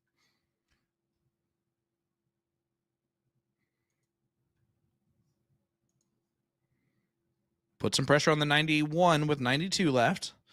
Scuba has to hit this to stay in this bad boy. Bullseye. He misses the big bull. Yeah, and that's just proved to be costly. Yeah, I think that's going to be a costly miss. And I think Steve already knows it. Yeah. This is the second time in this series as Mike Maloney's just going to try to take out double and doesn't. He doesn't do it. This is Steve Oh Dyker's chance for my revenge. goodness. That All right, first fat single. Yeah. Dyer gets it. That first set we watched, Dyer needed 4 bulls, hits a single bull, double bull, missed, and then Maloney went behind and hit the hat trick to steal it in the last series. So a little bit of reverse jiu-jitsu here, a little bit. I cannot believe that. They both hit that about 8 out of 10 times. Would you say that's probably fair? If not more than that in that type of checkout? Open. Yeah, and I can't believe that's just crazy to me that literally just happened. Well, let's rediddle. We're not even done with the diddle yet. 140, 140. Oh, look at this. He hits another 140 for Mike Maloney. It's still doable. If Scuba goes triple, he's going to shoot the bull on dart 3. Oh, now he's going to go double or trip. Not going to do it. So Mike Maloney's going to get the start here in this last late decider. I love the diddle format because it's almost like I want to do commentary on that too, and I just realized it.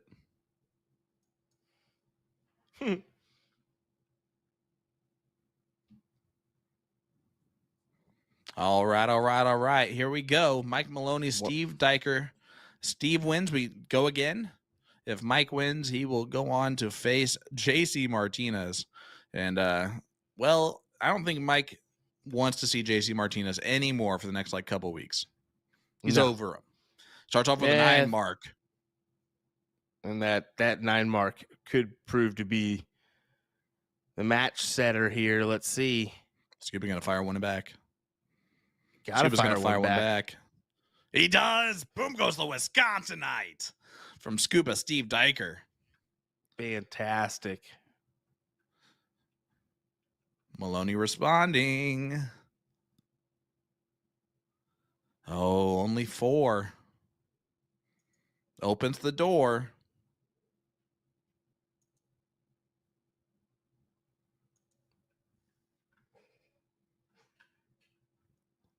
Stay in and hit 7.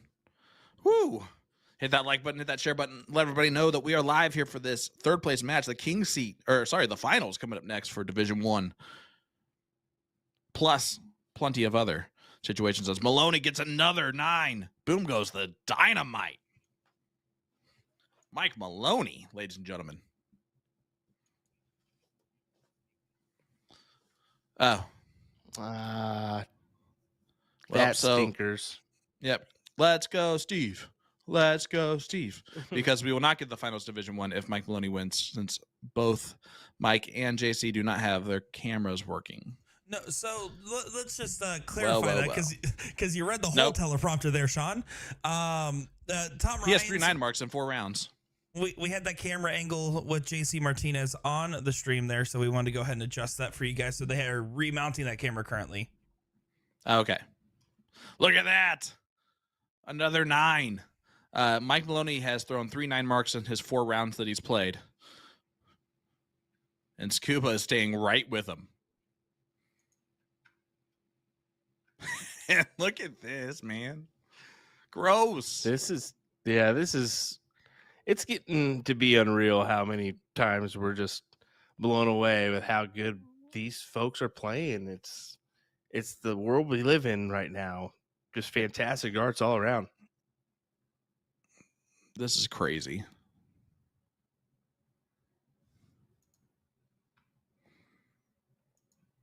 Big dart. And he hits it. That'll probably cement it. We'll see what Scuba does. 71 points back. Bullseye, close. That was the attempt. Just force Mike to not have any bailouts. Now Mike should get this done right here.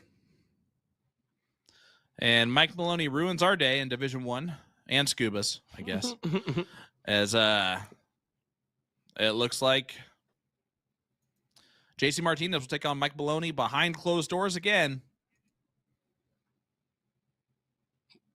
So we'll just have to see what happens, but yeah. So we're going to go ahead and take a short break.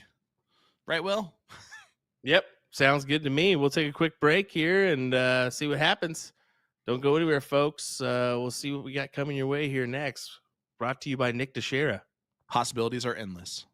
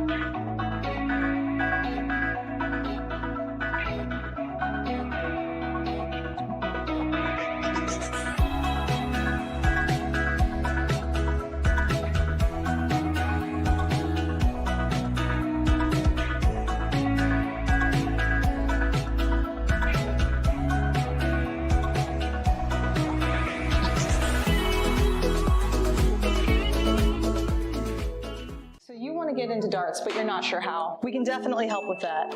We're A2ZDarts.com, and we've been a dart specialty store for over 30 years. We have the greatest variety of darts in the country. But don't worry, we can narrow down that selection for you, whether you're a complete beginner or a full-on expert.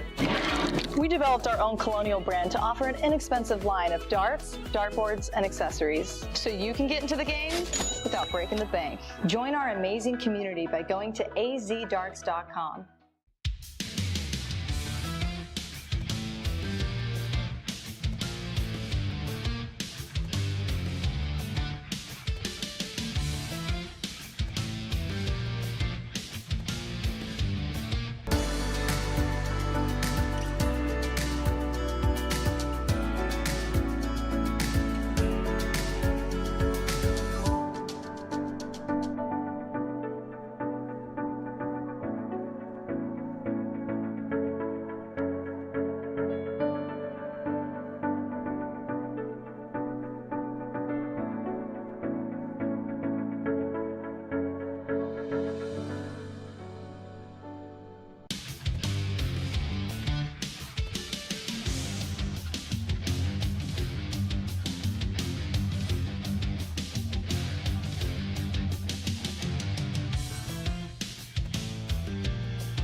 Introducing the classic standard Blade 6, the dual core version, same as the lineup from the Blade 5. However, Winmore's come out with an entirely new model called the triple core. So the triple core is essentially the dual core dartboard with an added third layer of carbon fiber sisal in the back, creating literally the ultimate setup for durability. So not only are you paying for an even better longevity of the dartboard, but also enhanced graphics and functionality. All three dartboards have a hardened double bullseye and 25 segment to help with durability. So listen up, Americans, we need this because of our obsession with cricket. The most common problems we have with sisal dartboards is the bullseye segment wearing out or some issue with a wire. So let's just say we're not known for wearing out our doubles. All three dartboards come fitted with the 3 Rotolock wheels to help stabilize the board to any wall surface. But the adjustable wheels make your life so much easier because they allow you to rotate your board super quick and easy. You just loosen them, rotate, then tighten them again, then of course fix your numbering. So in preparation for a recent event, I put this board to the test with 4 to 6 hours of practice per week for a month straight. This gave me an opportunity to see how this board holds up, as well as give you all that honest opinion you've been waiting for. After just a few throws, I was able to tell that this board was a touch softer than popular brands I've used in the past. Admittedly, this had me a little scared, thinking this would lead to a fairly quick wear down. Instead, after a week, I was still at the point where I felt the board did not need to be rotated. Overall, after a month and around 20 hours of play, I was thoroughly surprised by how well this board held up. Yes, there was some aesthetic wear and tear, but I do feel there was a decrease in the amount of bounce that I had, which I directly contributed to the board's softness. For me, this is a winner for both new and experienced players who like to put their hours in. Alrighty folks, don't forget we're your partner in darts. If you have any questions, comments, or concerns, don't hesitate to reach out. Thanks for watching. How to use a Corona light on a soft tip electronic dartboard using a Target Corona conversion kit. This kit comes with 4 identical pieces here. Very, very simple. The very bottom has 4 prongs that actually insert into the outer ring of the board. The other backside has a magnetic piece there that goes and connects against the magnetic feet of the Corona light. So full disclosure for this kit, it's not compatible with all electronic dartboards out there. We've tested everyone in the store. It does not work with the Target Nexus or other boards similar to that shell, and it doesn't work with the Grand Practice 13-inch board. However, it's compatible with the Grand versions 1, 2, 3, 3S, and the Grand Dash, as well as the Darts Live 100S and 200S. And that is it. You guys ready? Turn this bad boy on. Voila, that is it. Very, very easy to do, super affordable with the Target Corona conversion kit.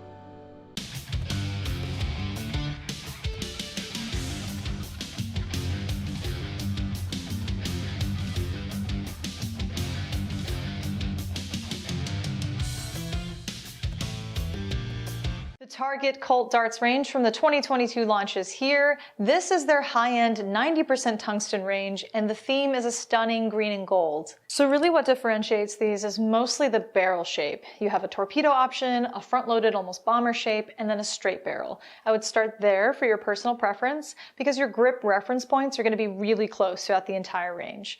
All right, let's throw all of the steel tip variants onto the Target Aspar board. And as you can see, we've got the brand new mod home dartboard system all set up, ready to go.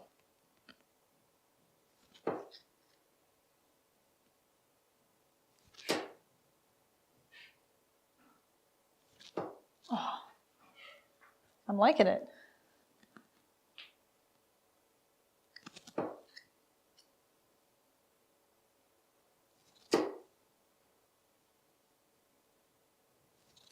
I'm really liking it.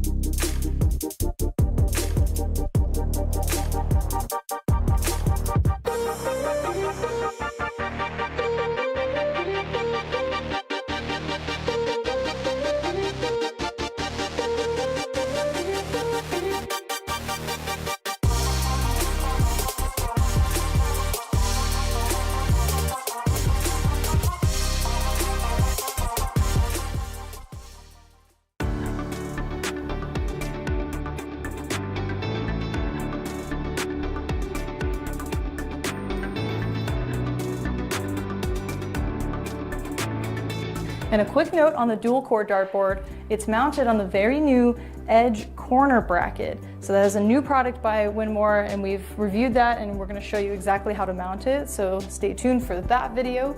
But in the meantime, let's chuck some darts. Okay, we'll go 20.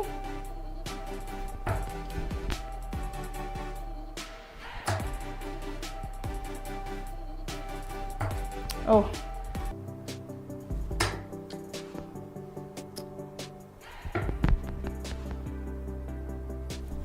Oh, missed the hat trick again. That's okay. But did you guys notice that this corner bracket is freaking solid, man. The board is not shaking at all, at least from my vantage point. I'll check to see the close-up afterwards. But even removing the darts, solid board, solid corner mount. The new FitPoint Plus CC conversion points. The CC in the name stands for carbon composite, which is a material that is very durable yet very lightweight, close to the soft tip plastic points you're used to throwing. They come in 2 available lengths to choose from, the shorter 25mm and the longer 30mm. They feature barbed tips that help to prevent bounce outs. Something to be said about these is they're very aggressive at first, versus being made smooth and wearing out to virtually nothing. So you can speed up the smoothing process by taking sandpaper to the barbed section. Here's a quick comparison of a brand new set versus a set used in a few games. When these were brand new, we noticed they pulled up fibers from the dartboard, so we recommend throwing at unpopular numbers.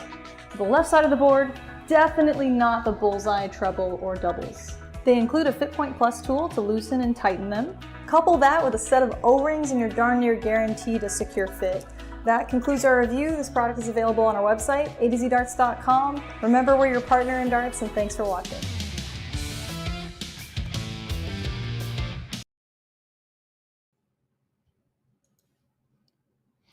All righty, folks, here we go once again. Robert, Bill, last chance side, one leg decider.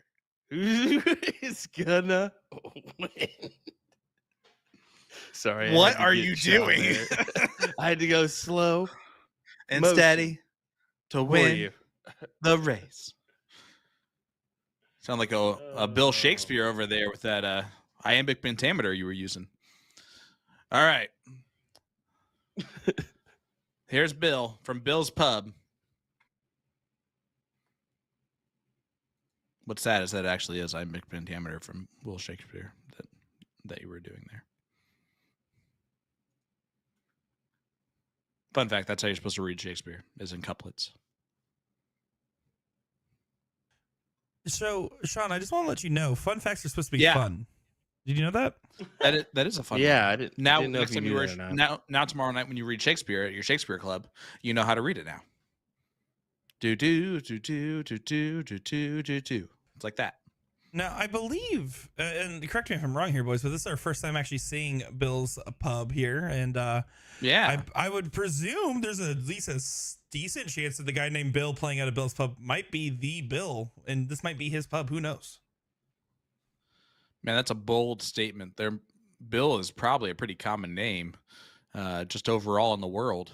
We have a Bill sitting right near us here in the booth, if you wanted to be called that. So, Bill, you're the expert on this. Is there only one Bill at Bill's? Bill?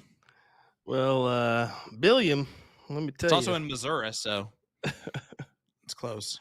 Don't you dare call me Bill. Well, Robert takes a stranglehold of this leg so far. Has the 20s, has the 18s, and the point advantage here. So,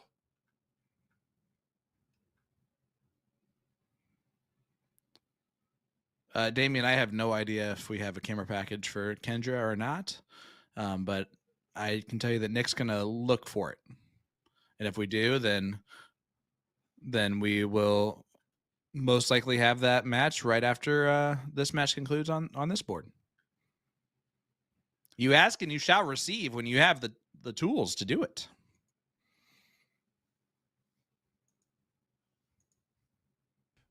For the record, chat, if you ask, you may not always receive. That is not a promise or guarantee by any means. PPD is not liable for any of claims made by Sean Green or Will Stewart. Yeah, that's why I Glad get you away with so mentioned much that. stuff. Yeah.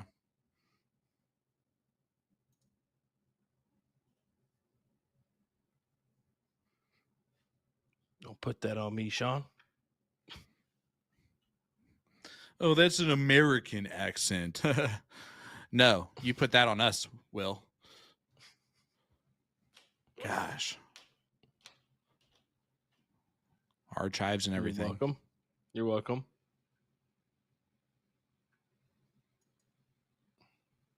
I had to kind of, what'd you want me to do? Just jump out with my like eagle claw?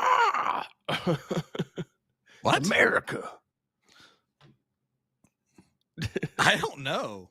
I'm just kidding. You're doing great, every one of you. I know. Bill. Fantastic. Looking pretty good here on that first start. Unable to follow. He kissed it off the dart twice, but it falls into the 7. Yeah, still Robert looking to take advantage here. He can attack these 16s. No harm, no foul. 1, 2. Get rid of him.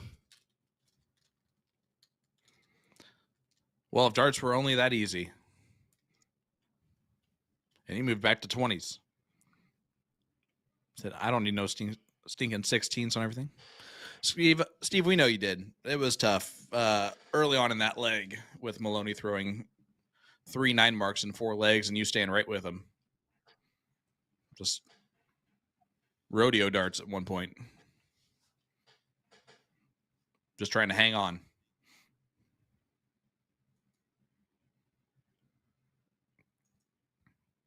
I made that up just now. Is that cool or no? No, not at all. Dang it. Great Nick, attempt. Not really. Nick, he's sarcastic sometimes. So is it good or no? I'm going to be honest. I usually am listening, but I wasn't there. I'm going to go with my default answer with no. That's your default answer on giving me positivity? All right. Well, now I know. All right, cool. Chat liked it. That's all that matters. They haven't said yet, but I'm sure they did. Jason Watt says, way to only throw a 6.17, Steve. And they meant to say, Scuba Steve, damn you. I was hoping you'd wake up.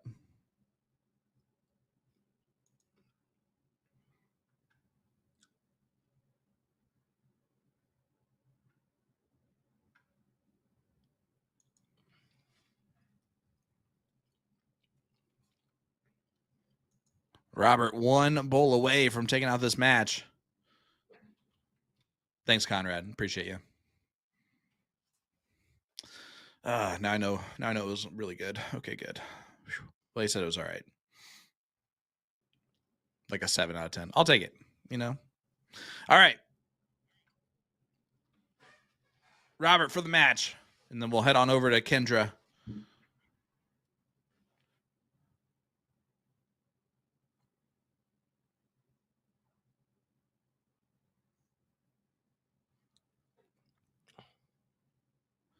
Well, we might go over to Kendra. It's very laggy in the location. Maybe.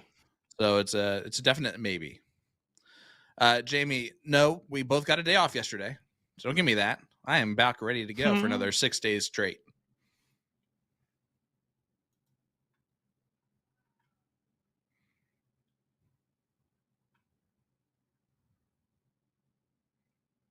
And Bill, well, he has a lot of work to do, but that'll start it.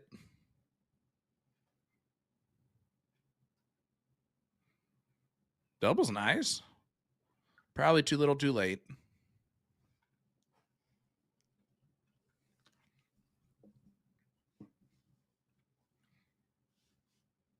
And Robert gets it done. Yeah, takes the win here. Advances on as we'll hop on over To Kendra in a bad spot overall by legs or by wedges here, but point-wise, she's doing all right. Yeah, so You see it's a little head or behind. Yep. Yeah, some context here. This is a 3rd place match, Division 26. Kendra coming from the 1-loss side, so would need to win this best of 3. I did try really hard to whoever requested that in chat there. I really wanted to get that one going. I believe Damian Lofton was the one that asked. Unfortunately, with the internet just being as laggy as it is there right now, I'm really going to have to probably say that we're not going to be able to stick with this one. But in the meantime, while we're getting that next match set up, we'll keep it on the screen here. I just want to give you guys a heads up because we don't like to cut away from something without telling you guys what's happening. But unfortunately, I don't think I'll be able to get these guys in sync today with how it's acting up. Yeah, the board's about 10 seconds behind of the throw or something like that.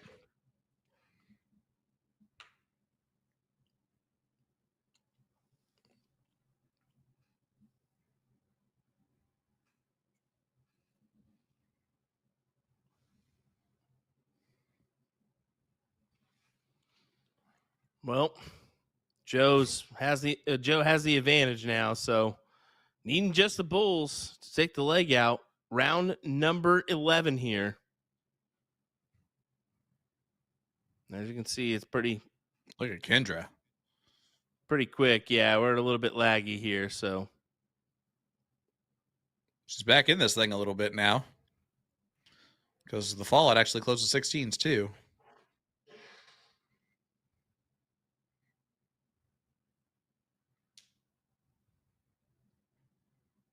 Well, bulls again for Kendra.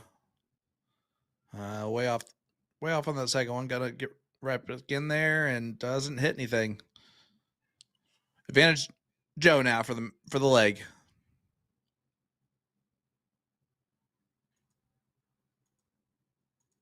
I'm gonna guess he hits it. Well, wouldn't you imagine that? He does on dart too. The scoreboard lit up, so you can kind of tell there. All right, as we head to leg number 2. So this third place match. So is this going to be the 0-1 leg? I knew that. They can't hear you, can they? Perfect. All right. Glad all of you heard that from just my perspective. Yep. Yep, exactly what happened there. Yep.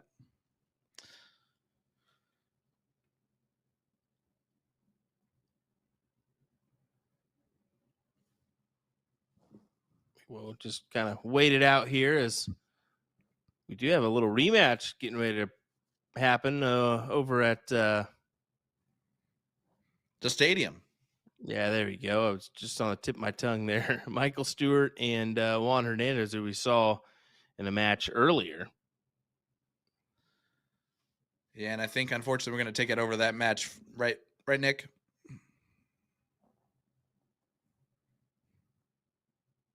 All right, thanks, Nick. Oh, he's fixing stuff. Never mind. I keep forgetting that I can't see all of what you're doing over on your side. I have it covered by the chat. So, chat, how are you doing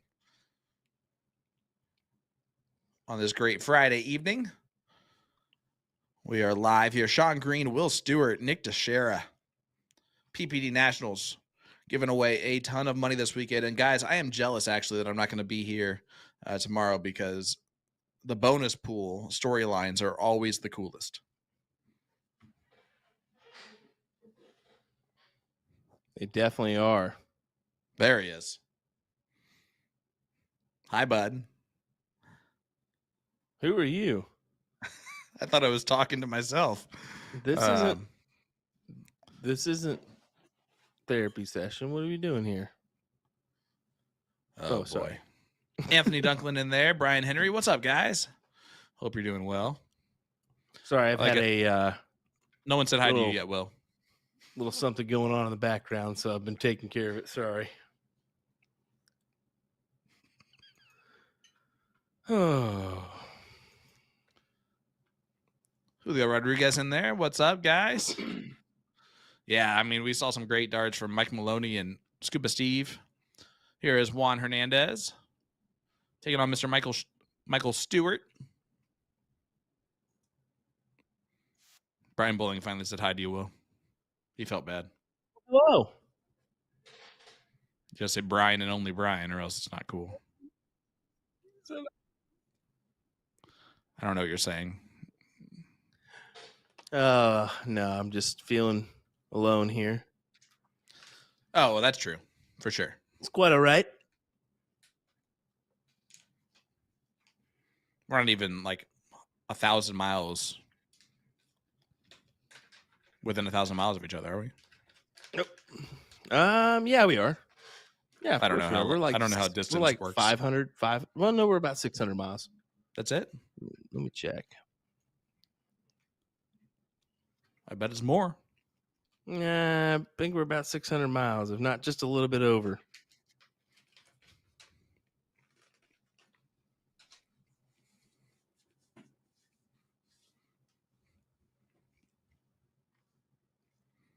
Survey says. I know you're not Indianapolis, but I'm just north of it, so that's about right. Yeah. 682 miles. So I was right. No, I told you. You said 600 miles, a little bit over. Well, 82 miles is not. That's another like hour and a half of driving. That's not a little bit over. It's pretty close, bub. You were closer than your 1,000 miles apart. Fair. That's fair. All right. I guess I forgot I said that first. 59 marks. What are they going to hit? 1 million? Oh my gosh. Where do you come up with this stuff, Nick? From the bottom of my heart. That's where it comes from every time, buddy. Where do What you was come that up with this sound that stuff? came out of your microphone there? That was crazy. All right. Juan stepping up. Looking at 16s. Just kidding. I don't know. 18s was where he was looking. Opens up the door for Mike.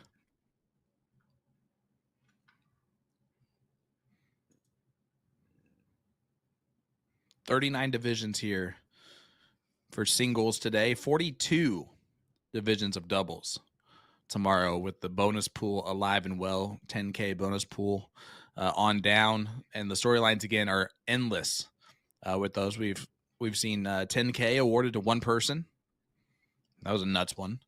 We've seen 4K awarded to one person. And that 4K winner, who didn't even know he won that, ended up becoming a CSC Challenger Series favorite. Crowd favorite amongst, and that's Mr. Chris Watson. It's always fun.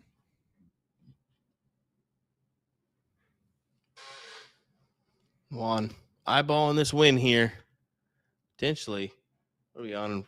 Round, is that 18 there is what I'm seeing? Or 16? Round 10?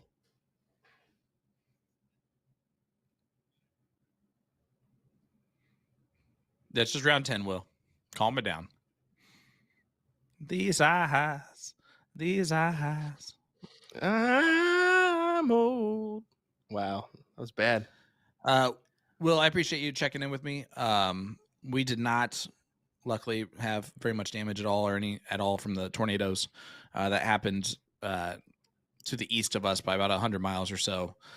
Still in Indiana, but to the east of us. So we are definitely hoping everything's okay over there, and that's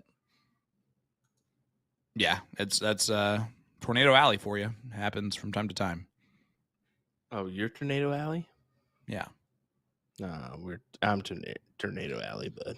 You know what's weird is that weirdly, like, there's multiple states and like people that like are in Tornado Alley. Like, it's a whole alley. It's not just like one area. No. Just because the movie Twister was based exactly where you are does not mean that we also cannot be in Tornado Alley, because we are. No. Because we get tornadoes. No. Why do you want that moniker? It is not a good moniker to want.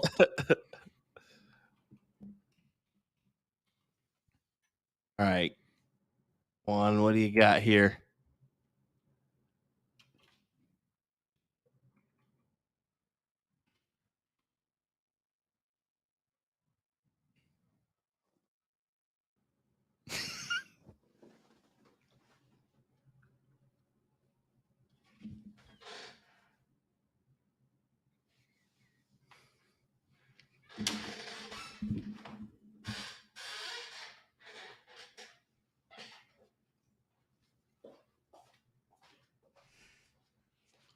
All right, Juan showing us what he's got in the tank here for us.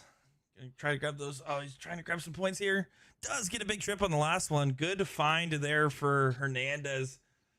Keeping the leg going, because you want to get this first one out of the way, especially when you get to the Division 25 plus level. That's when the mentality starts to change a little bit. You don't expect the 90 mark every time, although it certainly can happen. What the difference is you want to get your wins where you can get them, and both of this is for both these guys, this is a very winnable leg. But for there it is. Juan a gets little it more. Sorry, someone in my headset said a funny thing without anyone else hearing it, and I had to laugh immediately about it, because it hit me like a ton of bricks how quiet it was because no one could hear it. Thanks, Nick. And then you jump in to try to save the day with the commentary like nothing happened, like it wasn't your fault at all. I can't help that God made me funny, Sean. I just can't do anything Same, about that. same. Like, You know, you're not. we You're were not born wrong. like this, dude. Like, this is a struggle. Do you understand? Maybe we were born this way. Do you know what? Like, chat, for everyone that doesn't know, when Sean or I enter the room, we instantly have to become the life of if there's a party in there. That is how that works. It is so exhausting. Julio, and that's funny looking at the Eclipse Designs shirts, dude. I'm just kidding. No, you guys actually. Oh my gosh! What the heck, man? I'm just salty. Julio, all love and respect. There you go. He knew. Oh my goodness. Anyway, back to this. Where'd Will go? I'm gonna be honest. I'm so funny. He realized he can never keep up. I don't know. No, he had to go take care of something. I know the kid has been extra rambunctious today, and didn't want to take his nap. So I know he's having a double whammy situation in the background there, and on top of whatever else is happening. So you're just stuck with us. I will be honest. It's starting to wind down here a little bit for us as far as stream team. So I'm actually free again. That's why, if you guys are curious, that's why I pretty much will say almost nothing those first few matches because I'm back here scrambling.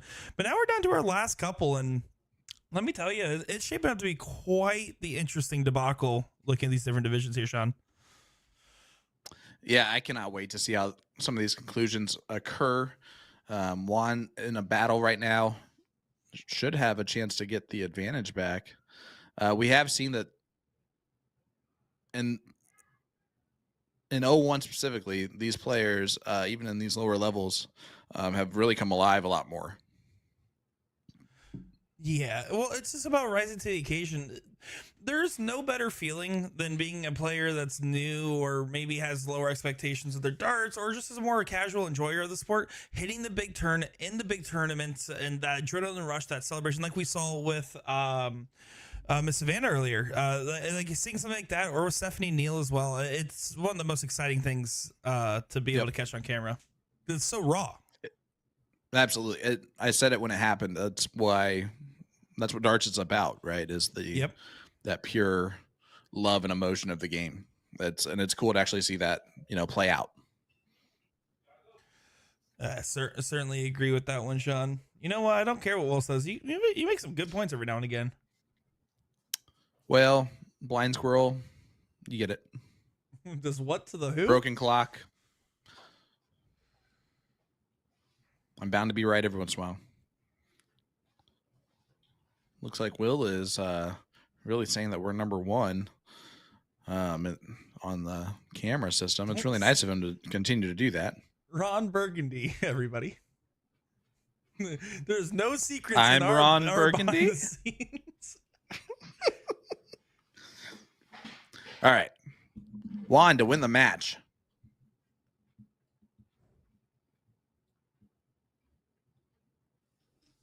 Single 20. Gets it done. Juan breaks the throw and wins it. Yeah, that's a great win there for Hernandez. And let's be honest, because he had the advantage. They didn't go to last chance. We might as well just go ahead and stick with him over to the final here in Division 25. Get our first final coverage of today. See Daryl Cortez giving him some daps up there. You can see Cortez polish his shoes like he does every time before like he's in front of a camera. It's a bit weird. Those are bright. Yeah. He sends me pictures of his shoes and asks me if the cameras are working. That's awesome. Yeah, I love me some Daryl. That's an OG move. Yeah. That's an OG move. Yeah, real respect's real on that one. Yeah. Or just unreal respect's real. So we got Mike and Jim. Ooh. Nope. We have Juan Hernandez, and who he's going to play in the finals. We're gonna pop it on over to Mike and Jim. I guarantee it, because I'm forcing him right now. Yeah, no, See that? You're spot on. We are going to cover the Division 25 final, so we will probably cut this because this is a third place match. Cut it short here once they get ready to start playing that final. But in the meantime, Division we might as well 4? just stay on this. Yeah, Division 4, because the 25 finals ready. Yeah, let's do it. All right. So here we go, Mr. James Huskin. We saw this matchup play out earlier. Mike getting the best of him in the last leg decider. Bound to be a good one.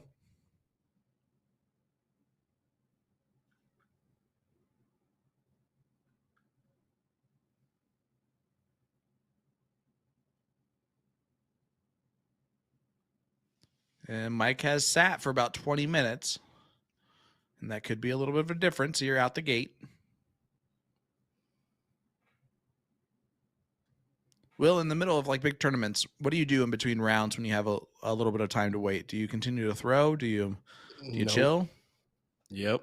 I don't do anything. I just chill, relax, and then sometimes it catches up with me. Sometimes I catch myself and kind of go up there and at least try to put in some form of effort to get myself ready for the whatever's coming my way, whatever match maybe up ahead. But yeah, sometimes you just got to kick back and relax because there's no sense in continuing to throw if you've got a potential hour and a half wait. Well, James with a big 8 mark right there.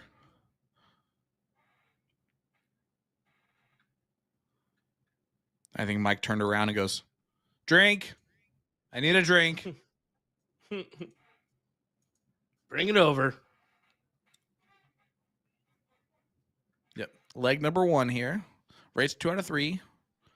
Mike does have to be double dipped by James.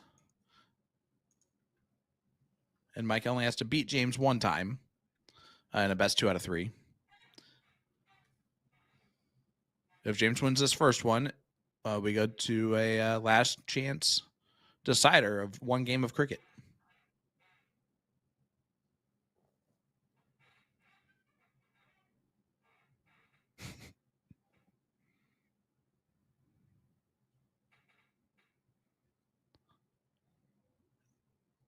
Dave, you're welcome. I actually did not even see your message.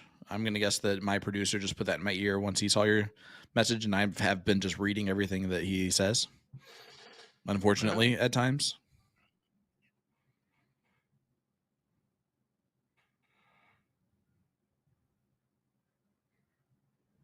Exactly it. Exactly it.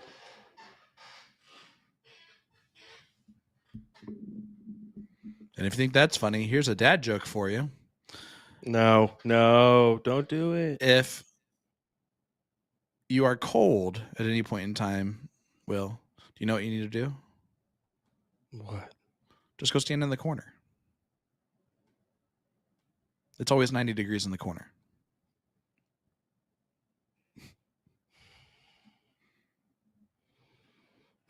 You smirked. I want everybody to know that you smirked. Not funny, Sean. But I'll tell you what is funny. Your hairline. All righty, so back to it, folks. James in a position to potentially steal the outright advantage here. Well, considering he got the first look, yeah, he's probably going to have it. Probably have the advantage, Will. We'll what see. did you just say? What? Look at this, Mike McKim. Big 135. And he's right back in this. He says, "You want to know how I get back in this thing? 180. Let's go." No. James still has that subtle advantage if he just keeps on rolling with the Bulls. He's just fine. And look at him rolling. 150. Leaves the 142. How do you attack the 142? Just bull, trip 14? Yep, 100%. And Mike's going to try and leave 149. Just in case he does not hit the 142, he'll have a shot at it. And he will. Anything you can do, I can do the same. 142 for the first dip in the ice cream container. He's got it. Oh! Weird. Will jinx the heck out of that, didn't he? All right, so now if you're Mike here, you can do this about this one of 2 ways. I like the bull first, and then trip 20, trip 13. But he might go, he might go 19s first. I kind of figured that was going to happen. So here we go. It'll be 1 leg of cricket for the chance to make it to the finals, where they'll have to triple dip before they get dipped once.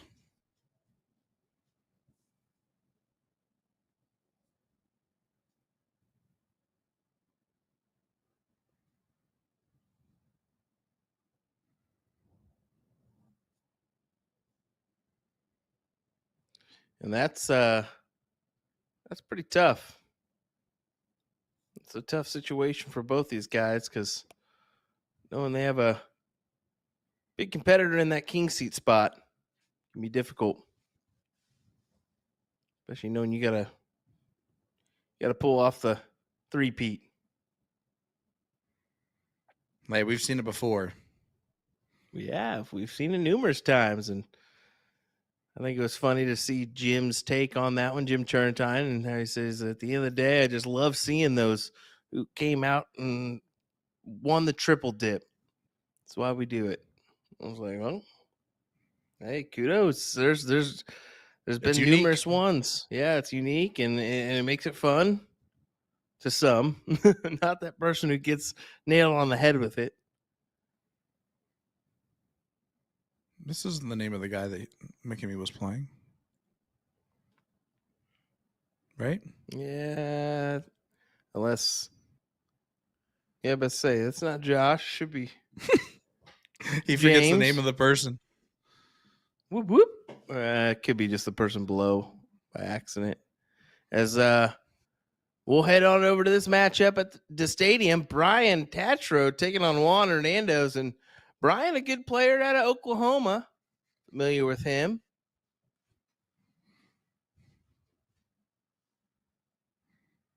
Man, you just need to stop talking about people. You were just jinxing the heck out of them. It's one round. Calm down, Sean. It's better than your 1.3 average that you flaunt around like you own it. Well, you should, because that's your average, 1.3. Yeah, Jeremiah loves punishment. Wants ultimate punishment at all times. If a player, and also on the reverse side, though, you win once against the double dip, it's frustrating. You win twice against the double dip, it's all right, a little bit exciting, and then you win the very last chance decider. You are going to talk about that for the next 3 months. Nick still has not shut up about the loss that he had in the triple dip that one time 18 years ago when he was 7 years old. Yeah, I was playing in the original incantation of the PPD. No, I'm not going to make you guys listen to that story every time. Just every other time. I'll probably tell the story of Porky tomorrow. You can do it today. That's fine. No, we love hearing it. No, Division 25 Finals is starting. This is what we want to see. Which is the perfect time for you to tell the story. That's why I set it up for you. Now tell the story. No, what Sean is alluding to is 2018, 2019, when they had nationals before it was nationals, but the bonus pool format was still the same and the doubles format was still the same.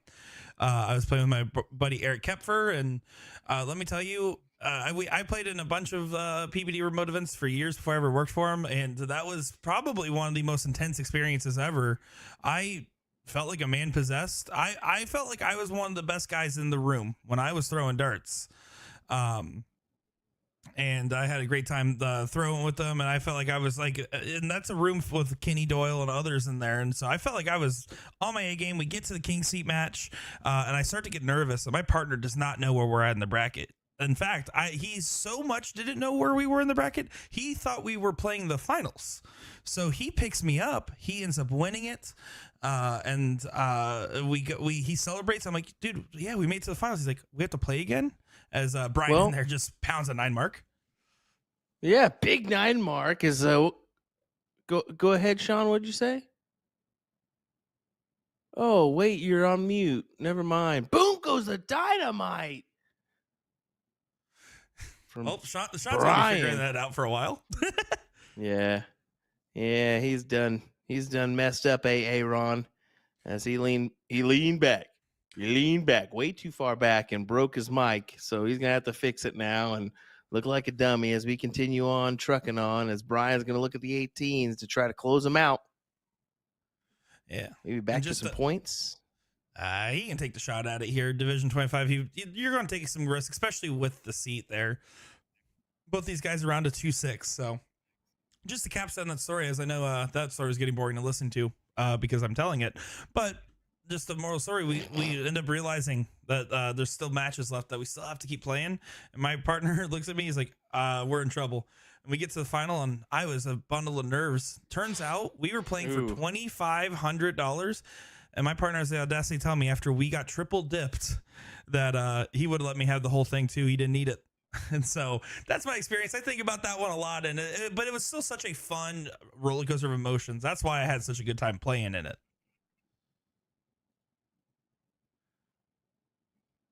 Boy, we got quite the face from Sean here. Yeah, please me tell tell me you ya. grabbed a photo of that because I Oh, missed it. I definitely did. And I'm sending it to the chat, boys. It may go public. Remember, I have one of those for you too. Oh. I have one of those for you great. too. Oh, great. You guys hear me again? Hello? Yes, we got you. We Okay. got you. Well, been nice if you would have said something. All right, cool.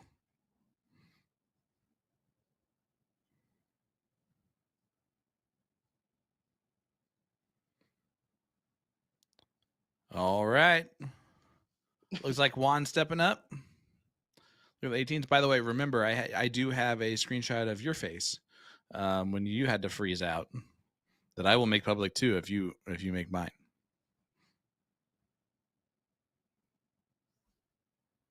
That looks way worse than I was ever imagining it being.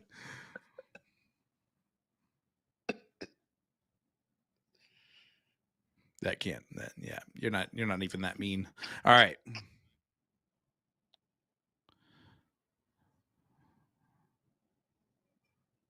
Retaliation would be endless, by the way. Endless. And you know me, I don't have a boundary, just so to speak. I can't wait either because it better be Will's mustache picture again.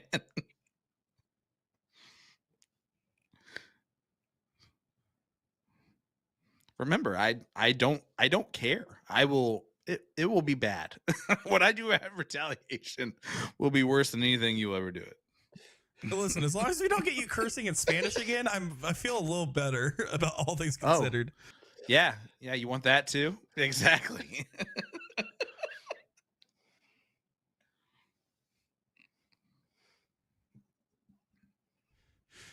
Jason Watt, I just want you to know I've never gotten your chat and caused any problems. And you come into no, I'm just kidding. Just don't instigate the boys. You can hear them getting quiet because they're planning stuff back there, and that's when my job usually gets harder.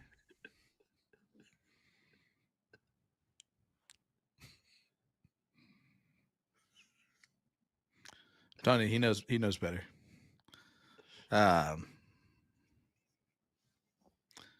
He's having fun writing captions for it in the chat, though. That's what he's doing. He's not doing anything else. Ooh.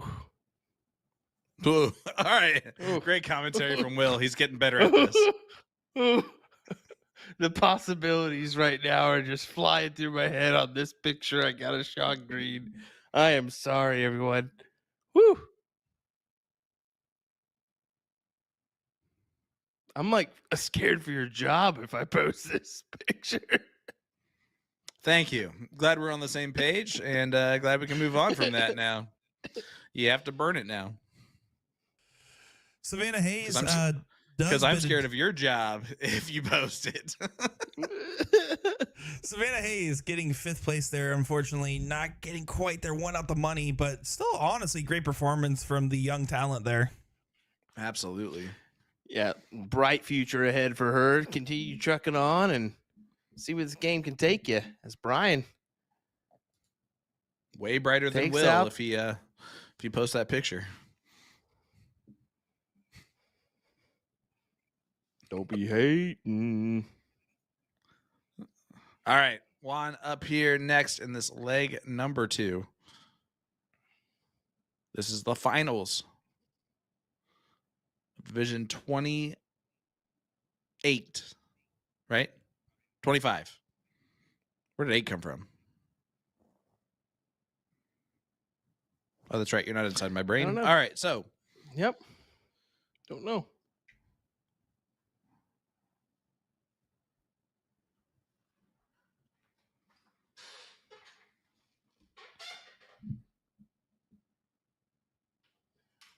Brian with that 1-0 advantage here. And he's been dominating the 19s. See if he can continue doing so.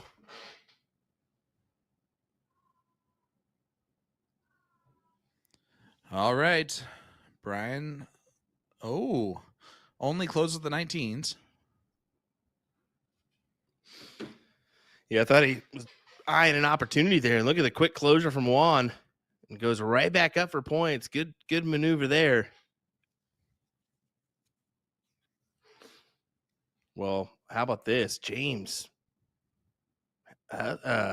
He's looking promising to take the leg, and it looks like he's going to is Mike McKim outside looking in. Yep. And that will lose our streaming capabilities, unfortunately, for that side, too. So let's go Juan. Speaking of let's go Juan, I do want to say that there's 2 Juans playing a final, both at the stadium. Division 23 Juan Zamora is also playing about board or 2 over from Juan Hernandez.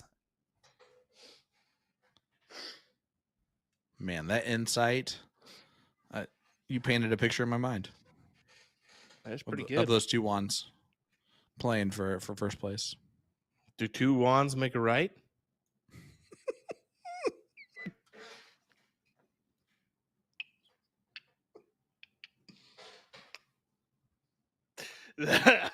You're welcome, boys. That was good. That was good.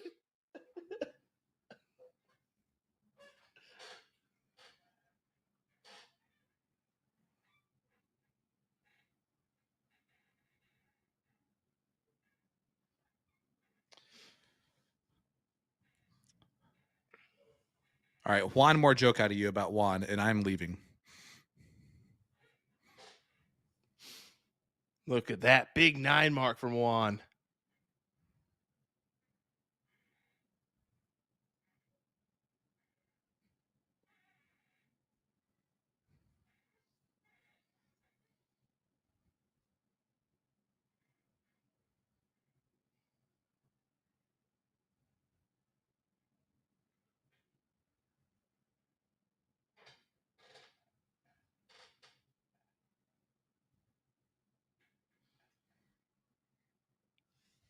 Juan's got the real big upper hand in this leg. There's no doubt about that. Looking like a 1-1 scoreline here.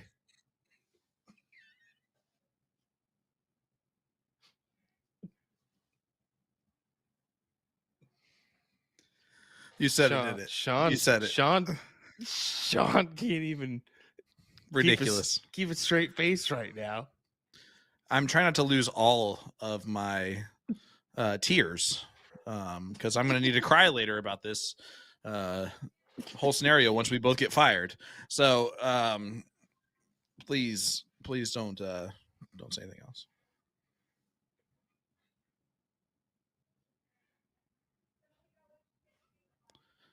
Lucas, I don't think that we have a. I don't know. Nick, Mr. Pritzel Mr. Pritzel has a question. We'll see. I don't have that on my list. That might be a new location. I did just get a message that a new camera package was actually being made available to access later today, but that was not one. Installed them 2 weeks ago, so it's a brand new one. Gotcha. Yeah, I don't have the notes here for that one. I'll try my best to see what I can do in the background here, Mr. Pretzel. Yeah, it looks like they are working on it, so we'll kind of get that updated and hopefully in the mix sooner rather than later as we continue to increase more camera packages throughout our program here. I gotta tell you, it's been amazing how much we've been able to. I mean, we started off with a handful of camera packages. Now we've got a list of good 30 or 40 that we're trying to get back in the mix or so. I'm seeing a list of nearly 50. Wow, that's awesome, crazy. Yeah, it used to be where we were doing the CSC Challenger Series, and we would be sweating matches to. Like, hey, are we gonna have a streaming match next week? Hey, are we gonna have a streaming board next week? And there were times where we did not. I believe Division 2, which now we would be able to see that final, but I believe we couldn't even get the final or third place. Yeah, Aaron Ham's the only silent winner of any of our divisions. Crazy. Now this will go to a last chance here. Or the the diddle, right? This is diddle for game Yep. 3. Yep, and then the last chance. No, this is the first dip. Well, I mean the last leg. Sorry, last chance, last leg. I'm all over the place today with my verbiage. Sorry. It's verbage. Can you stop? Okay, can It's you not just- verbage. can you just give It's me a not break? verbage. Oh, gosh, you're That one I was terrible. hoping that you would just believe me on and start saying it that way. Yeah, sure. If I knew that it annoyed you that much, I would do it more often. I tell you what. Brian's going to go first here in this last leg decider. And are you telling me what? Turn down for what? Derp. And Brian's gonna get the start here in this last leg.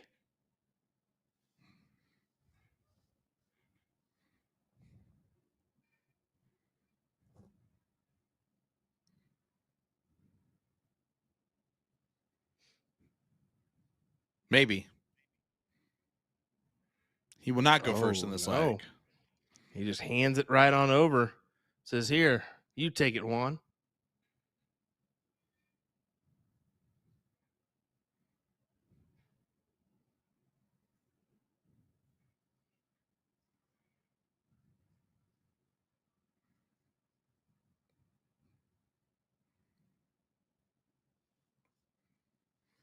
Juan does steal the 20s. So now Brian's going to have to look down to the 19s. He's been hot on that number of late. Let's see if he can continue trekking on with that, or if he's going to find a bogey here again. At least come up with something here, Brian. That's tough. Oh, no. That's a very tough start. It was very tough indeed. As look at Juan go. He's just going to keep trucking on. Not even a look at the 19s there. Said all 20s, 140 to 0 on the scoreboard.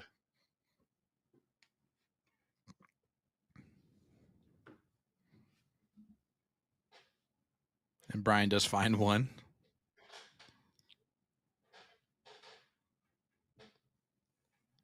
And you can tell, it's just right there too. Like you can't tell, but you know it. Yeah, the frustration setting in, starting to mount a little bit. Juan goes back up in points, start 3. He's making like sure it. he's wants another chance at this. This will send them into both of them even at the 1 dip each.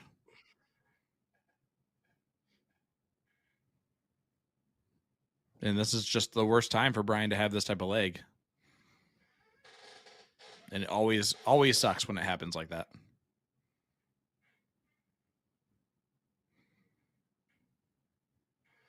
JM, you do not need to respond to that, please. That was not a setup for that at all. Wow, they're still battling it out there. JC Martinez and Mike Maloney.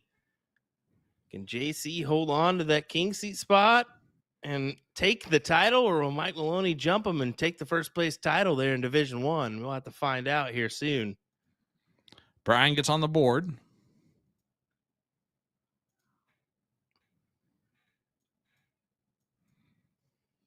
And Juan closes down the 17s. Looks for even more.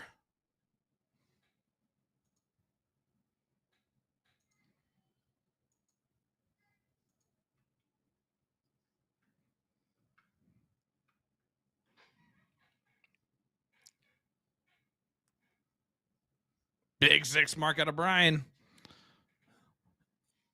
Is he going to come back in this one?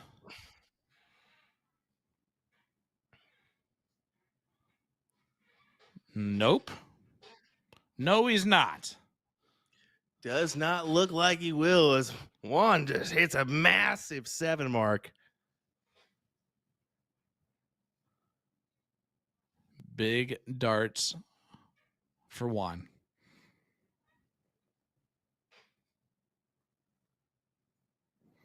The next leg will automatically be, if Juan wins this, cricket 501 cricket.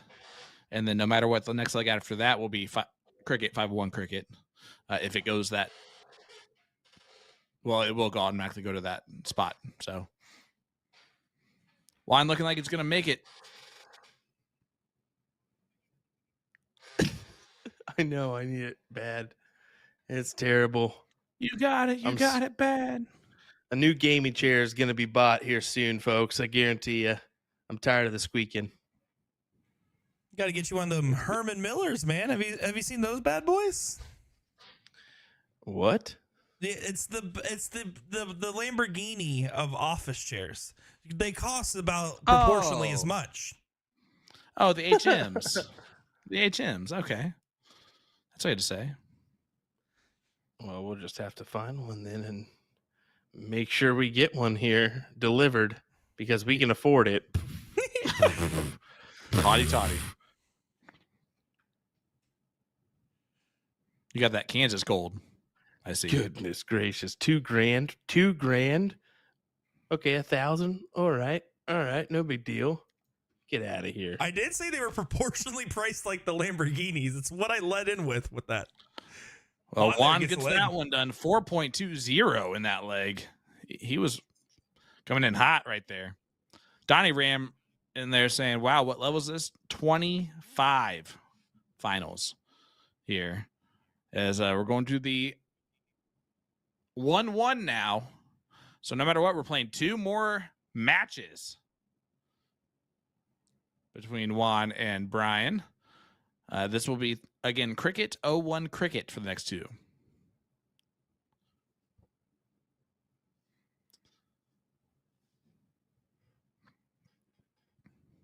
Hey, Will. Yes. If you only had one shot, one opportunity to seize everything you ever wanted, would you capture it? Or just let it slip? That was good. You've been winding that up. You've been working that one in for a while, haven't you? I was going to say it at the beginning of the last episode, and I was like, no, that's too much. That's one too much. And then I remembered it for this. That was just Juan, you couldn't want to let go, huh? First of all, look at the chat. Yeah, you're welcome. Ridiculous, folks. I will never be doing this with Sean Green again, everyone. Yeah, this has been such a rough week between the two of us that we're gonna get a stern talking to, probably. Yeah, I think we're gonna take a quick break here, though. We're gonna allow these players to come back. Don't go anywhere, folks. We'll be right back. As I'm gonna go, I don't know, do something for my mental health because this is dangerous right now. What's going on? So we'll be right back, folks. Don't go anywhere. William Stewart, we'll be back Sean in 1 Green. minute. 1 moment, folks. We'll be back. Jeez.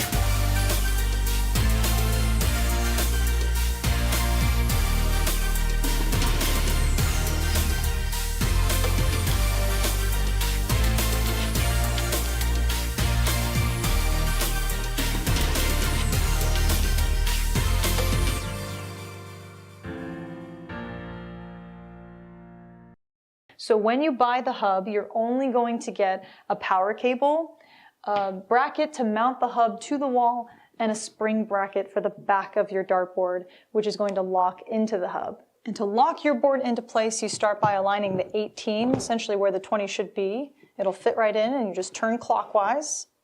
And you're gonna have like a degree or two to kind of play with to make sure that that 20 is dead center. You can obviously start immediately with whatever steel tip dartboard you have at home. I went and grabbed a brand new Target Aspar board just because I think the mounting the spring bracket to the back of the board is the trickiest part of this entire system. So I just wanted a fresh new board before we went through all the hassle of it. But the beauty of the mod system is you don't have to buy everything. It's all sold separately. So you just start with the hub as your foundation, utilize whatever you have at home, and then down the road you can piece everything together or upgrade things over time to fully customize.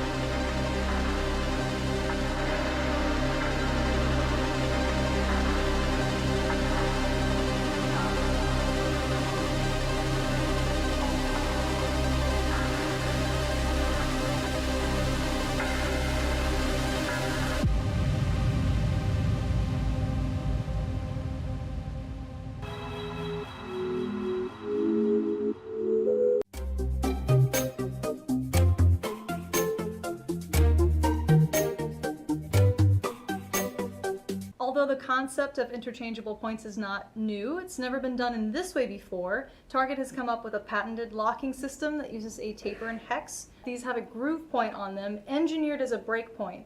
It's a groove right behind the etching, and it's purposefully put there. So if the tip is going to fail, it's going to fail right there, which is far enough out to where the little wrench can still grab the hex. So it prevents you from getting your point stuck in your dart. It's a well-known thing that happens when a normal steel point breaks. It typically breaks inside the barrel, which is a nightmare situation. So to summarize, this is the perfect locking system where the tip will never come loose. The variety of point options can provide you with a better life for your home practice board. It allows for a quick, user-friendly experience when changing out broken points, and finally can act as a life-saving backup plan if you break a point during tournament play.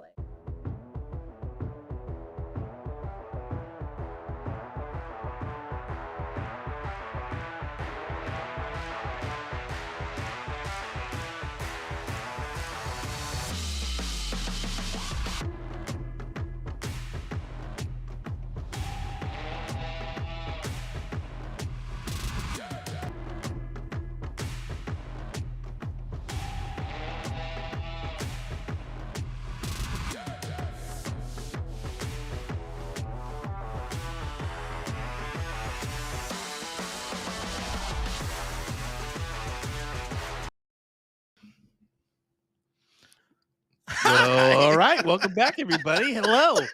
Hi, how you doing? Hey, how you doing? Had to. Well. It could have been way worse. All right. I knew you were going to do that too because I saw what the screen wasn't coming up. Anyway. I did too. Yeah, we're idiots for thinking that was going to get done correctly. So, Brian Tatro stepping up here. That was way harsher than I meant it to sound. Only hits 2. So, Juan gets a chance at redemption.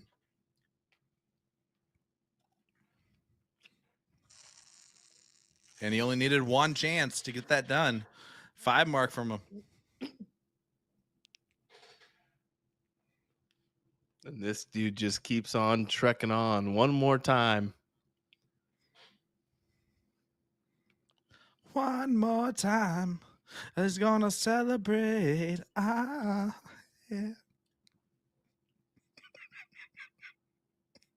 Nick, in essence, this is your fault, Nick. I'm That you sorry, allowed man. him to participate. I am sorry. What is my fault? You Please. mentioned the 2 wands, and then that ruined it. I forgot. Juan, you text- guys share one brain cell. Text You guys Sean. I'm sorry that this guy is doing this to Midoli you. is in there. Look at Midoli. Spirit animal. All right. Brian stepping up, hitting a lot of 19 so far.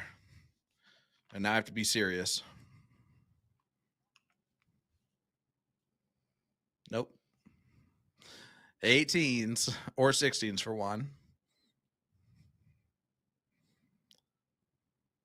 And look at that from Juan. 7 mark.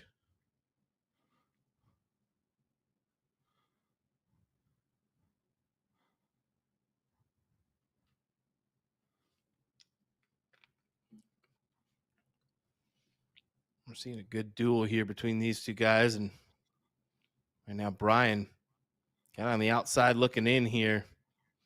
He's only able to capitalize on a single 17. So, Juan, what do you fancy? Go ahead and close out the 17s. Yes, he does right away. He's throwing very well right now.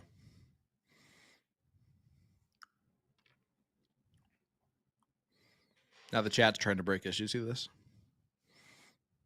That's a good one. That is a good one. Yep. Have you ever wandered outside? What? Have you ever wandered outside or thought about Wandered? things? Like WANDER? No, I've never wandered outside. It's a Kansas pronunciation. It's fine.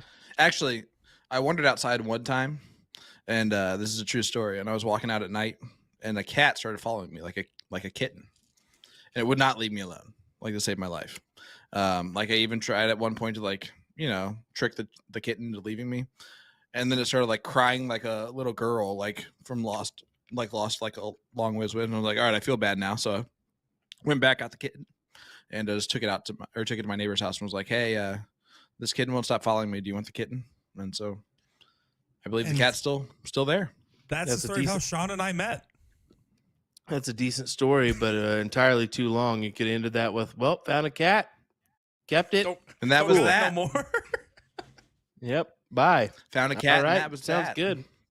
Well, Juan Have a good continues chat. to put on How a about good that? display here, looking for the 1-0 advantage.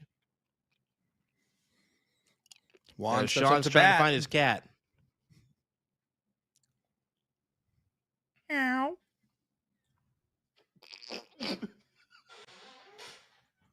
A 3-5-1. What a stat from Juan. 3-9-1. What a stat for Juan Hernandez, and he takes the 1-0 lead over Brian.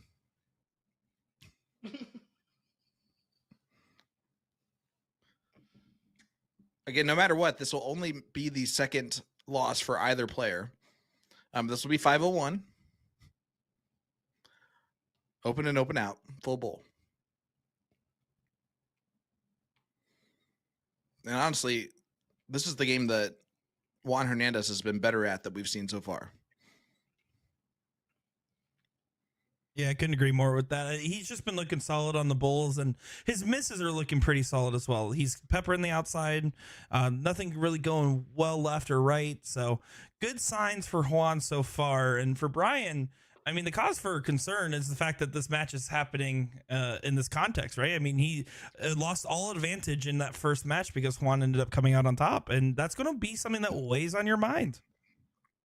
Yeah, momentum is a powerful thing. And right now it is in favor of Juan.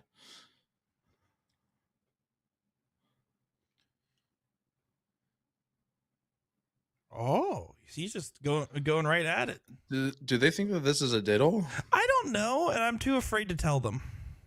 They for sure thought it was a diddle. Look at this. Brian's up at the line. No. He just hit it through twice. I love it. Both did it. Oh no, this is all right. Hold on, calling PPD. Sean, Will, you guys talk about more Juan jokes? All right. Well, if it's not one thing, it's another. Will, right? Yeah, I guess so. I really hate you so much. I just got recovered and you hit me again with it. I mean, to be They're fair, both confused. yeah, they could just back it up. It's all good. Or just play from where they were. Yeah. That is also all No good. harm, no foul. Guys, if you're joining us, we apologize for all the technical difficulties with our brains. But at least we're funny. Well, at least one of the jokes was, right? You know? Yeah, the very first one that I said from here on out has been terrible. No, you like the Eminem reference.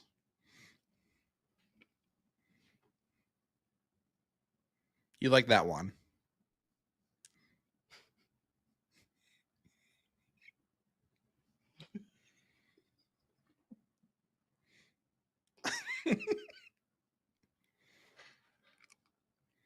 Guys, we're really looking for a new commentator.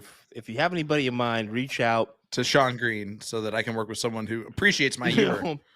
dartstsc.com. Let them know how you feel. This has just been an atrocious butcher job by Sean Green. And if he just does this one more time, I swear I'm done. I'm going to hit you, baby, one more time.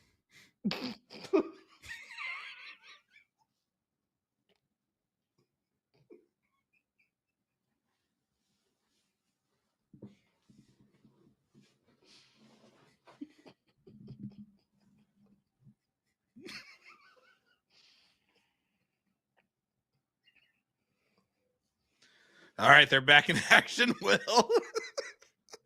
And game, set, match. I think I won that one.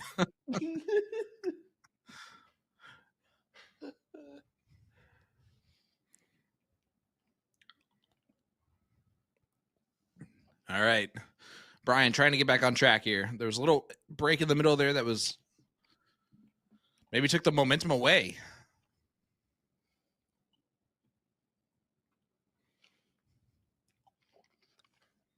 I'll tell you what, my loneliness is killing me at this point. If only I knew what she said when she does the little high pitched thing in the middle there. 113 leaves 180 for Brian.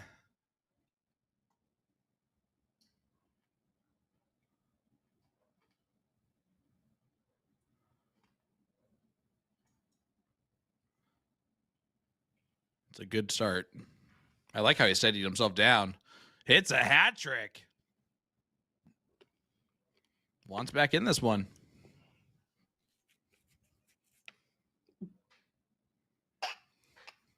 I'm not even doing anything anymore. Jason Watt. Ridiculous. Yeah, Brian does not have to go for this, and I don't advise him to.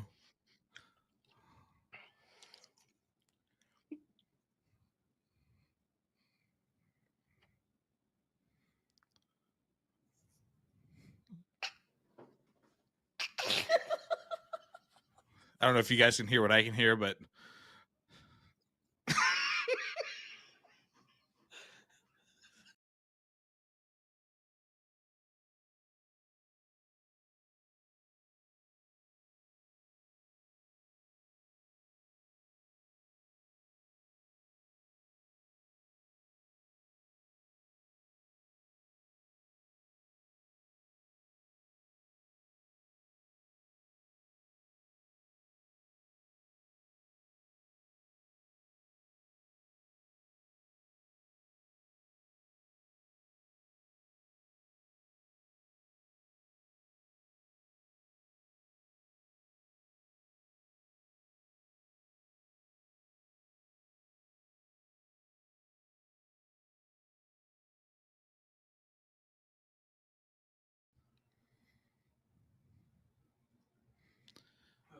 Not sure what happened there, but it looks like they're backing up around, perhaps.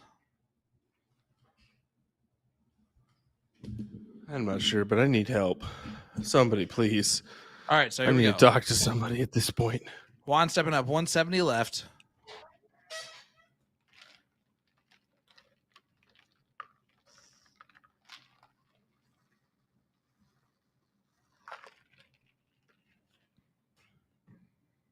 All right, so if I'm Brian here, I go 14 for Bull. There's the 14. Bullseye to make it 1-1. Take us to a last leg decider here in the 1-1 loss. Still an opportunity, though. Go for it.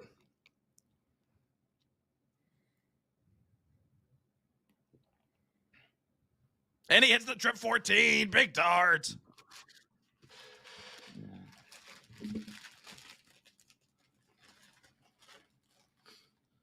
Vinny, great job, brother.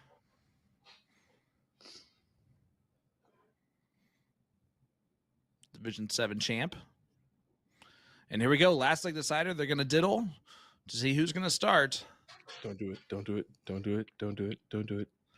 1-1 scoreline here between Brian and Juan. That way you cannot construe me saying Juan to Juan here. I don't think I can contain if you did that right now. I don't have any more tears in my body. They've all escaped after crying of laughter. Yeah, it's good to have you back. Good to have you back, Will. Which I know some of you are doing right now in this chat. I don't know how we continue to be on the air, but whatever.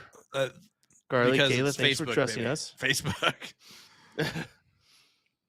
I'm sure Marky Mark's thinking about kicking us off too. I tell you what, Mark Zuckerberg's probably like, get these two yoo-hoos off here.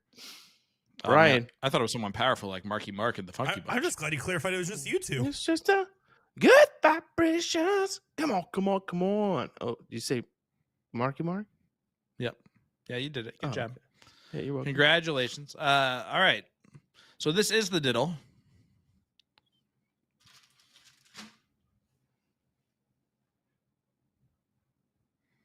Needs to find a triple. Gets it. So Juan will get the start here in this last leg decider. 1-1 scoreline. Yeah, this should be good. Who is going to be ahead? Is it going to be Brian or Juan? Obviously, it's somewhat of a moot point because they're going to play this series again. And considering this one went the distance, you are inclined to think maybe it will go the distance again the other way around. It's going to be tough to see. Honestly, if I had to give an edge, I still think Juan overall has showed us more of the stuff. Do you like how much neither of us trusted you by backing fully away from the microphone when you started speaking? Because we know all you're doing back there is trying to think of jokes to potentially jump in and say. Yeah, I'm the problem one here with the jokes today. Let's just reiterate. No, I'm just excited to see these guys throw some great darts here. I mean, honestly, they're playing it out, and you have to remember we watch all these different divisions, right? And we see all these different levels of players, and a 2-6 versus a 2-6 is as true as it gets to the common man's dart match right here. And this is for a title to start off your weekend where you can earn a bunch of money. There's only one way to do it, and it's coming out on top. We knew it. We were ready for it. See, that's how we roll. Yep. You're not funny, Nick. Juan started Not off funny. with a 4 mark there after not hitting anything right out the gate. Brian moves down to the 19s. See where he looks on dart 3. Stays down there, gets the point lead. Great 5.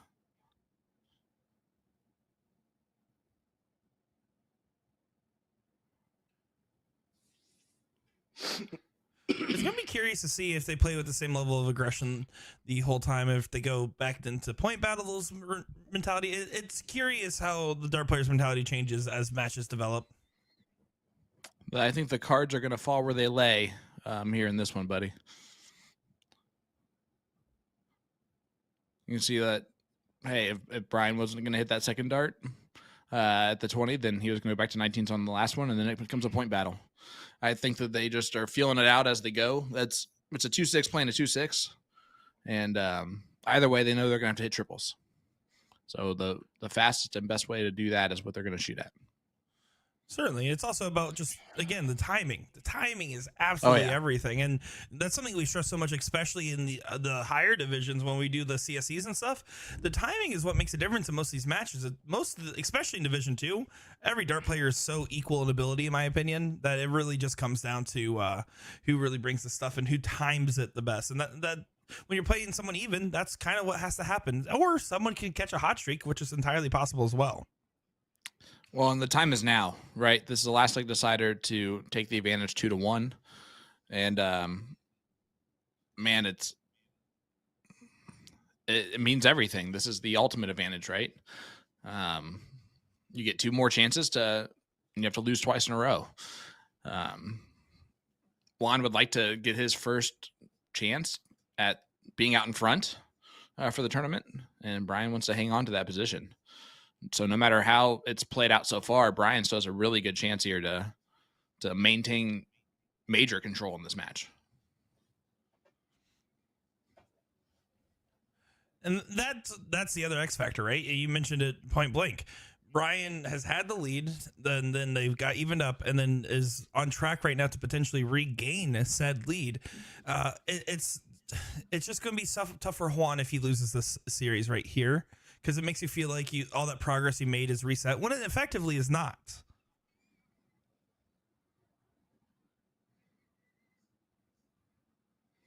Oh, an opening.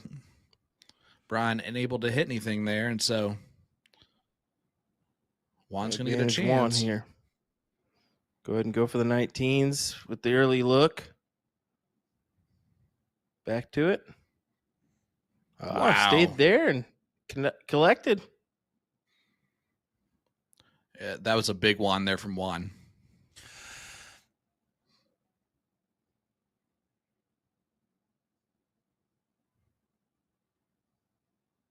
And we're just not going to pay attention.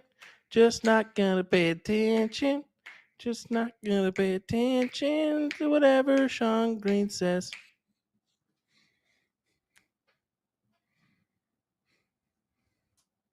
At least I didn't sing. Oh, big last start there. Just on the outside wire. Brian's going to get a look.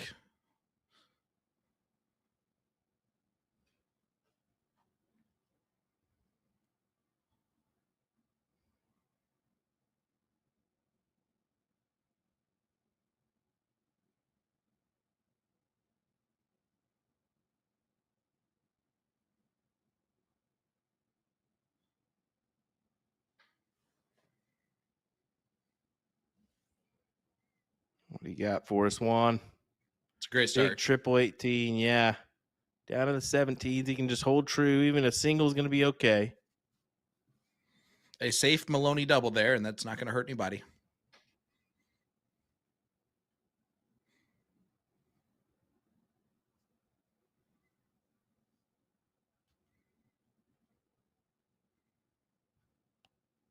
I bet Chaser's colored me surprised right now. Just I see there's no dead air again in this broadcast, and you'd be mistaken, sir. Dead air right now. Yeah, Kevin. Yeah, Kevin. There's been at least 1 minute of that in this match. Kevin. You want to Good give last start there. I can't help it. I'm sorry, Kevin. I couldn't help it. That's okay. He deserves it. Go ahead. I just wanted to give a shout out. I'm not going to read off every divisional winner, but I will read off the top 5 for us. First place in Division 5, Preston Wiedemann. And then in Division 4, Kevin Cutts. Division 3, Brent Baker. Division 2, Aaron Hams, CSC Division 2 champion. And Mike Maloney, 2-time Division 1 champion for the CSC, coming out on top there. Ooh, he got over the line over Martinez. Has been a tough task to handle of late. He got his mojo back. Yeah, it's all right. You still stink there, Maloney. Oops, sorry. I came Triple out. dip of Jason Martinez. That'll get your mojo back a little bit. Yeah, that make you feel good. Really, it will. Will it? Will it? Will it? Won't it?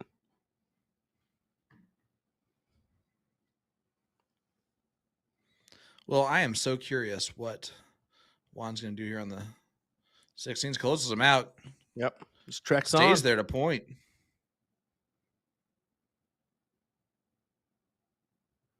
Looking promising to take the W here.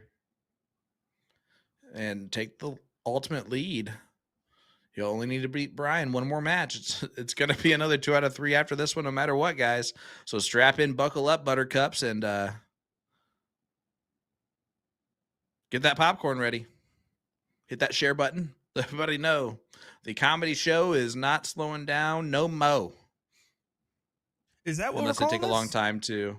No, unless no, they take no. a long time to reset up the board.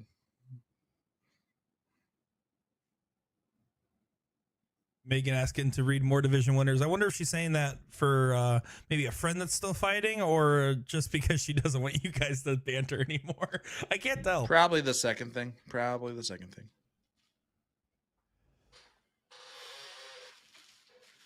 Well, normally I wouldn't be opposed to it, Megan, but there is 39 divisions, so that's a lot of names to be reading off. And you want to hear us read off names, we'll be talking about bonus pool all day tomorrow for sure. Oh, Megan, you're curious. Copysport.ca. Go over there, tournament section. No, all the love, Megan, all the love. Yeah, what are we, Google?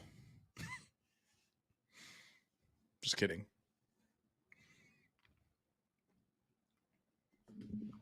If she asks you to be Google, you're going to be Google.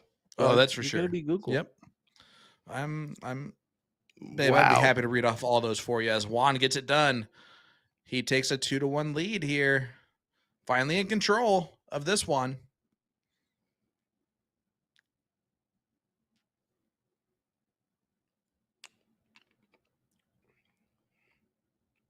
You see, still no acknowledgement from me.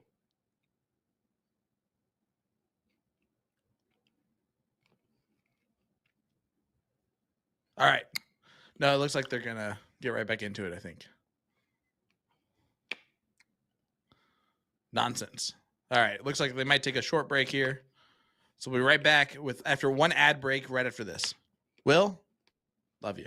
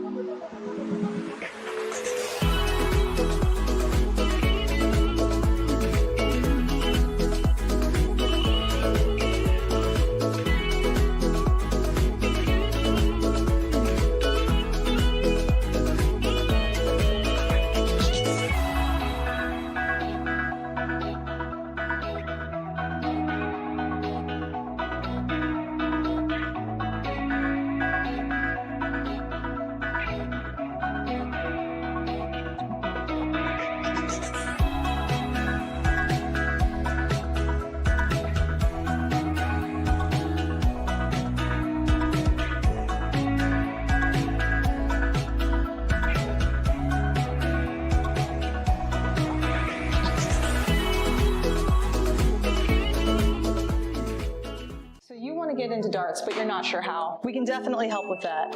We're A to Z darts.com, and we've been a dart specialty store for over 30 years. We have the greatest variety of darts in the country.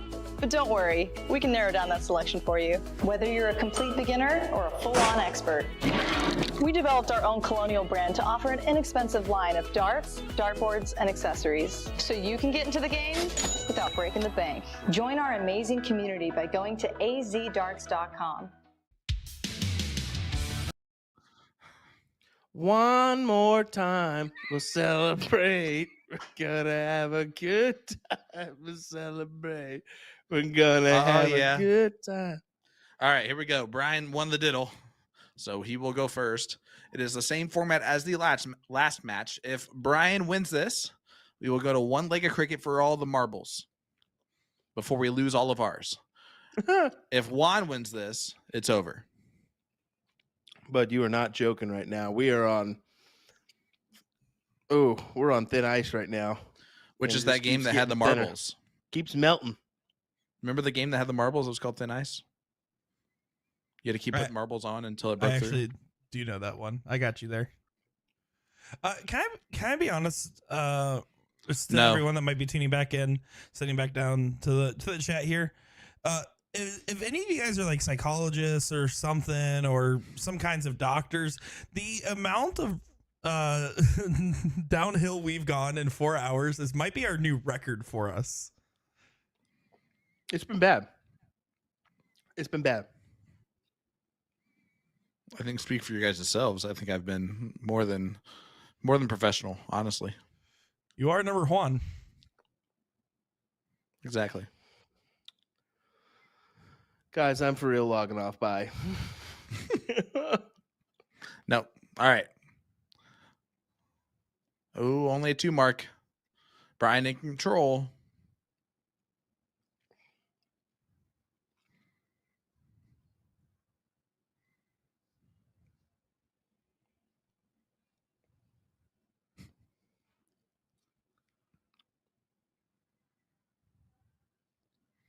Brian only able to come up with 2, so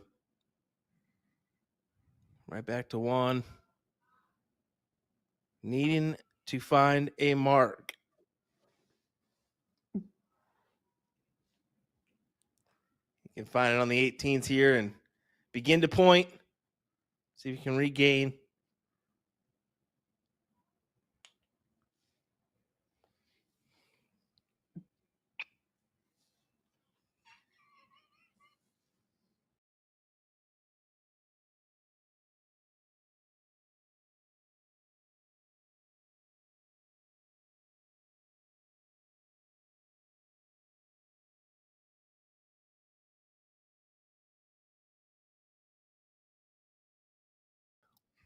Guys, I'm sorry. Once again, Sean is just can't handle himself. 17s. You can't handle yourself, dude. Megan Green's right. I'm going to actually just list off every other division winner, runner-up, third place, and fourth. I think we got to class up the stream here, fellas. We got to class it up. We're going to start just reading names. And if there's any other ones, we're not reading it. At this point, it can't get any worse than this. I mean, come on, guys. Well, there's one thing that would make it worse. If you keep doing this, yes, I know. No, this is a turning point right here. If you can hit a big one. Now he's forced to stay there.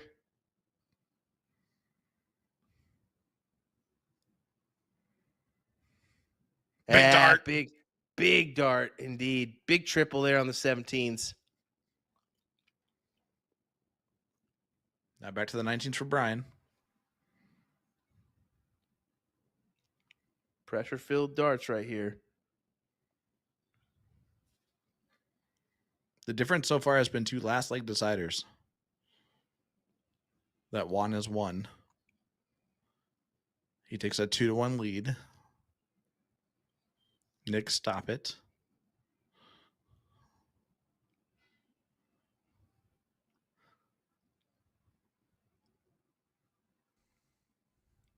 At this point, it's just what I expect you guys to say, Juan, and you actually just say one that is throwing me off so much at this point.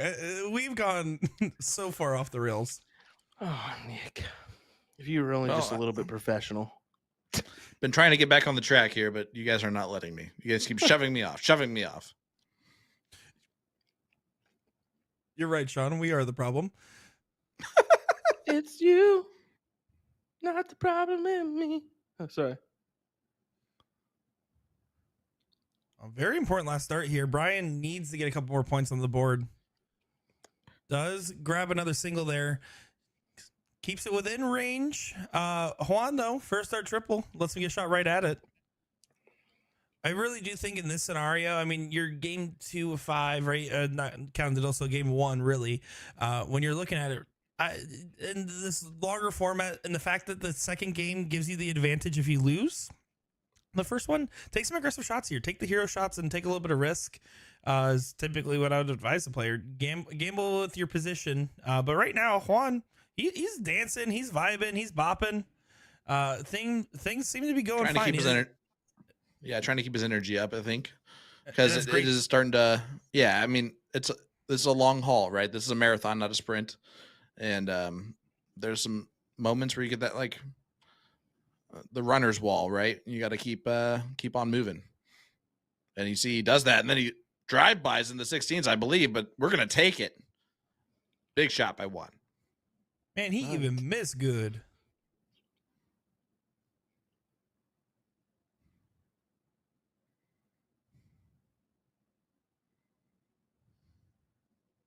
Oh, look at this. 17s. Well, boom goes the dynamite there for Brian Tatro. Finds it in a big, big moment. Yeah, that was huge. Huge. That was massive. It puts all the pressure back on Juan. Oh, look at this. Solid 7 response. Well, so much for they got past that runner's wall, huh? At this point, they've been playing in a longer match against each other. They're settled at this point. This is where your dart's going to come back out in full swing. And then the risk is, do they go back? Do they regress once you get to the finish line for both of them, also, because they both have picked it up here? Well, here's a moment.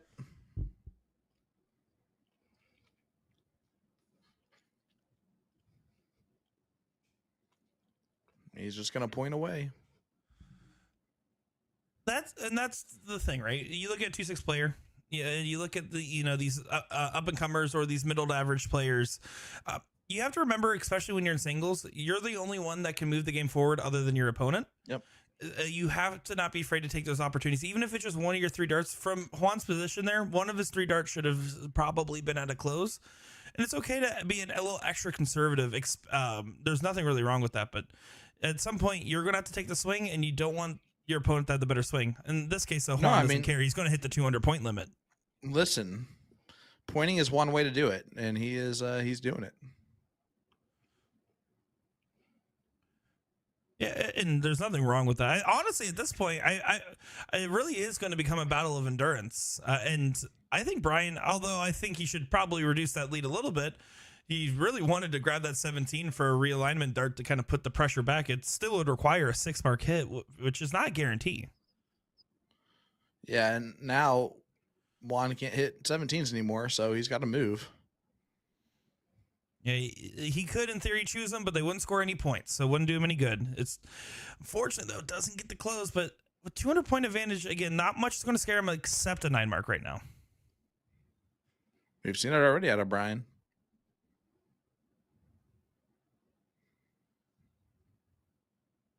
Yeah, just off into a 777 in the first one. Get rid of the 17 here too, don't you? Technically, now you don't. It doesn't really matter what you do on the last dart.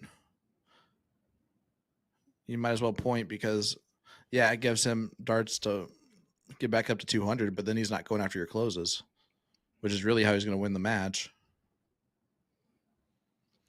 Well, in this game in particular, from the scenario, it's that when you're down 200, it's so hard to come back from, especially when you get 2 doubles. What is that? 2 Maloney doubles That was Juan from plus Juan Juan on doubles. Hernandez. Makes 2.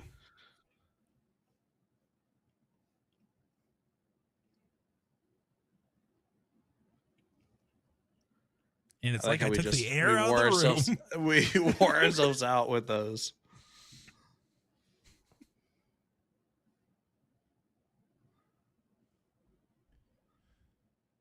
Going for the win here. Ooh, that would have given him the advantage heading into leg number 2. It's to get within 1 leg of winning this whole tournament.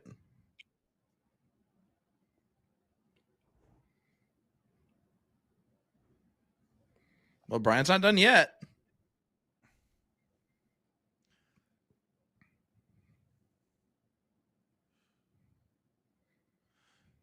Don't. But is he? There's one. Still down 5. 6.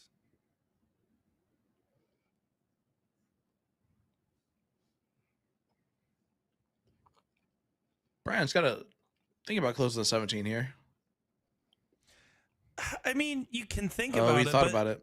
Where that last start goes when you already have the X on the Bulls versus 17s, I mean, I can really go either way on the shot here. More than likely, this turn finishes it regardless. Well, there we go. It takes it out after all those rounds. Still shot a 3-2-6. So Juan is up 1-0, up 2-1 in the actual match. So he wins 1 more leg, and he is the champion of Division 25.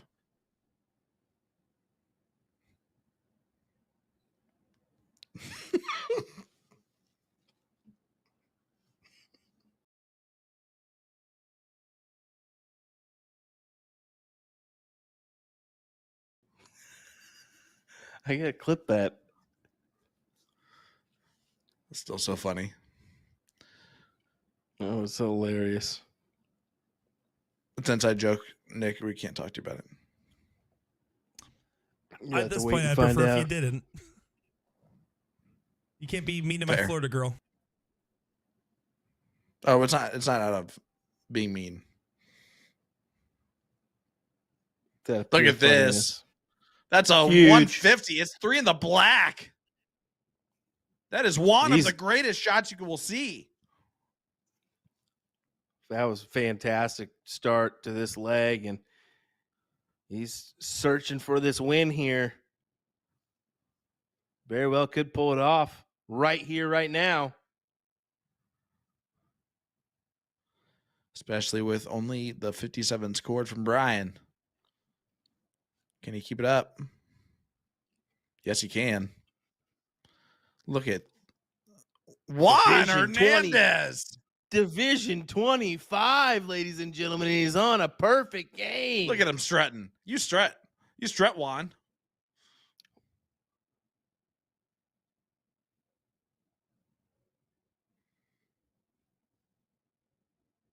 Brian almost matches it, but he's in trouble here.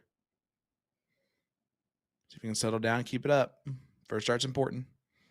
That might be a tough one to. Never mind, it's Juan. He's 131.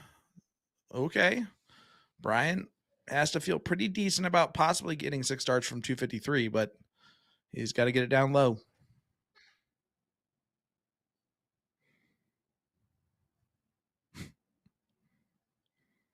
Leaves the 133. It's a finish. Yeah, it's a tight little game now, isn't it? See if Juan can take this out. If not, it's going to go into Brian's hands to take out the 133. Who's going to take out the first? Take it out first.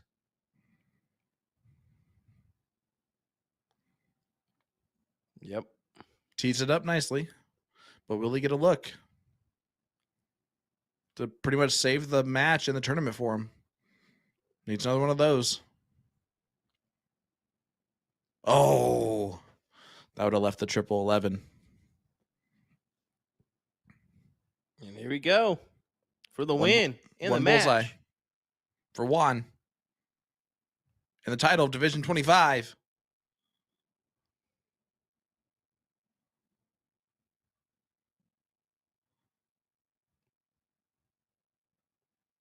Double 17. Single 17. 2 singles. He got it. Right on the bottom wire. He gets it. Juan is your champion. 33.40. Starts Wow, it good off stuff.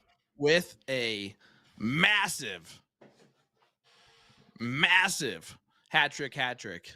Buddy, listen, we have seen some great darts today. We've seen some awesome darts today from Savannah, the 16-year-old, 17-year-old. Yes. Shot great. We've seen Scuba Steve and Mike Maloney play fantastic darts as well. The highlight might be Juan's triple dip there, wins 3 in a row. I know that we threw in a lot of puns there. We apologize.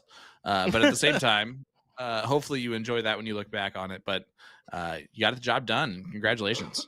That was awesome. Yeah, a little bit too much on the puns, but whatever. It is what it is. 18 Just too a much little on bit. 18 too much. Yeah, it is what it is. Hey, back better than ever tomorrow for some doubles action and then triples on Sunday. We got your bonus pool as well tomorrow. So tune in live. We'll begin probably about 2:30 Central, 3:30 Eastern time. Join us for our coverage of PPD Nationals, brought to you by Partners Promoting Darts. William Stewart, Sean Green, Nick Teixeira. Thanks for joining us today. We appreciate it, folks. I'll see you guys on Sunday.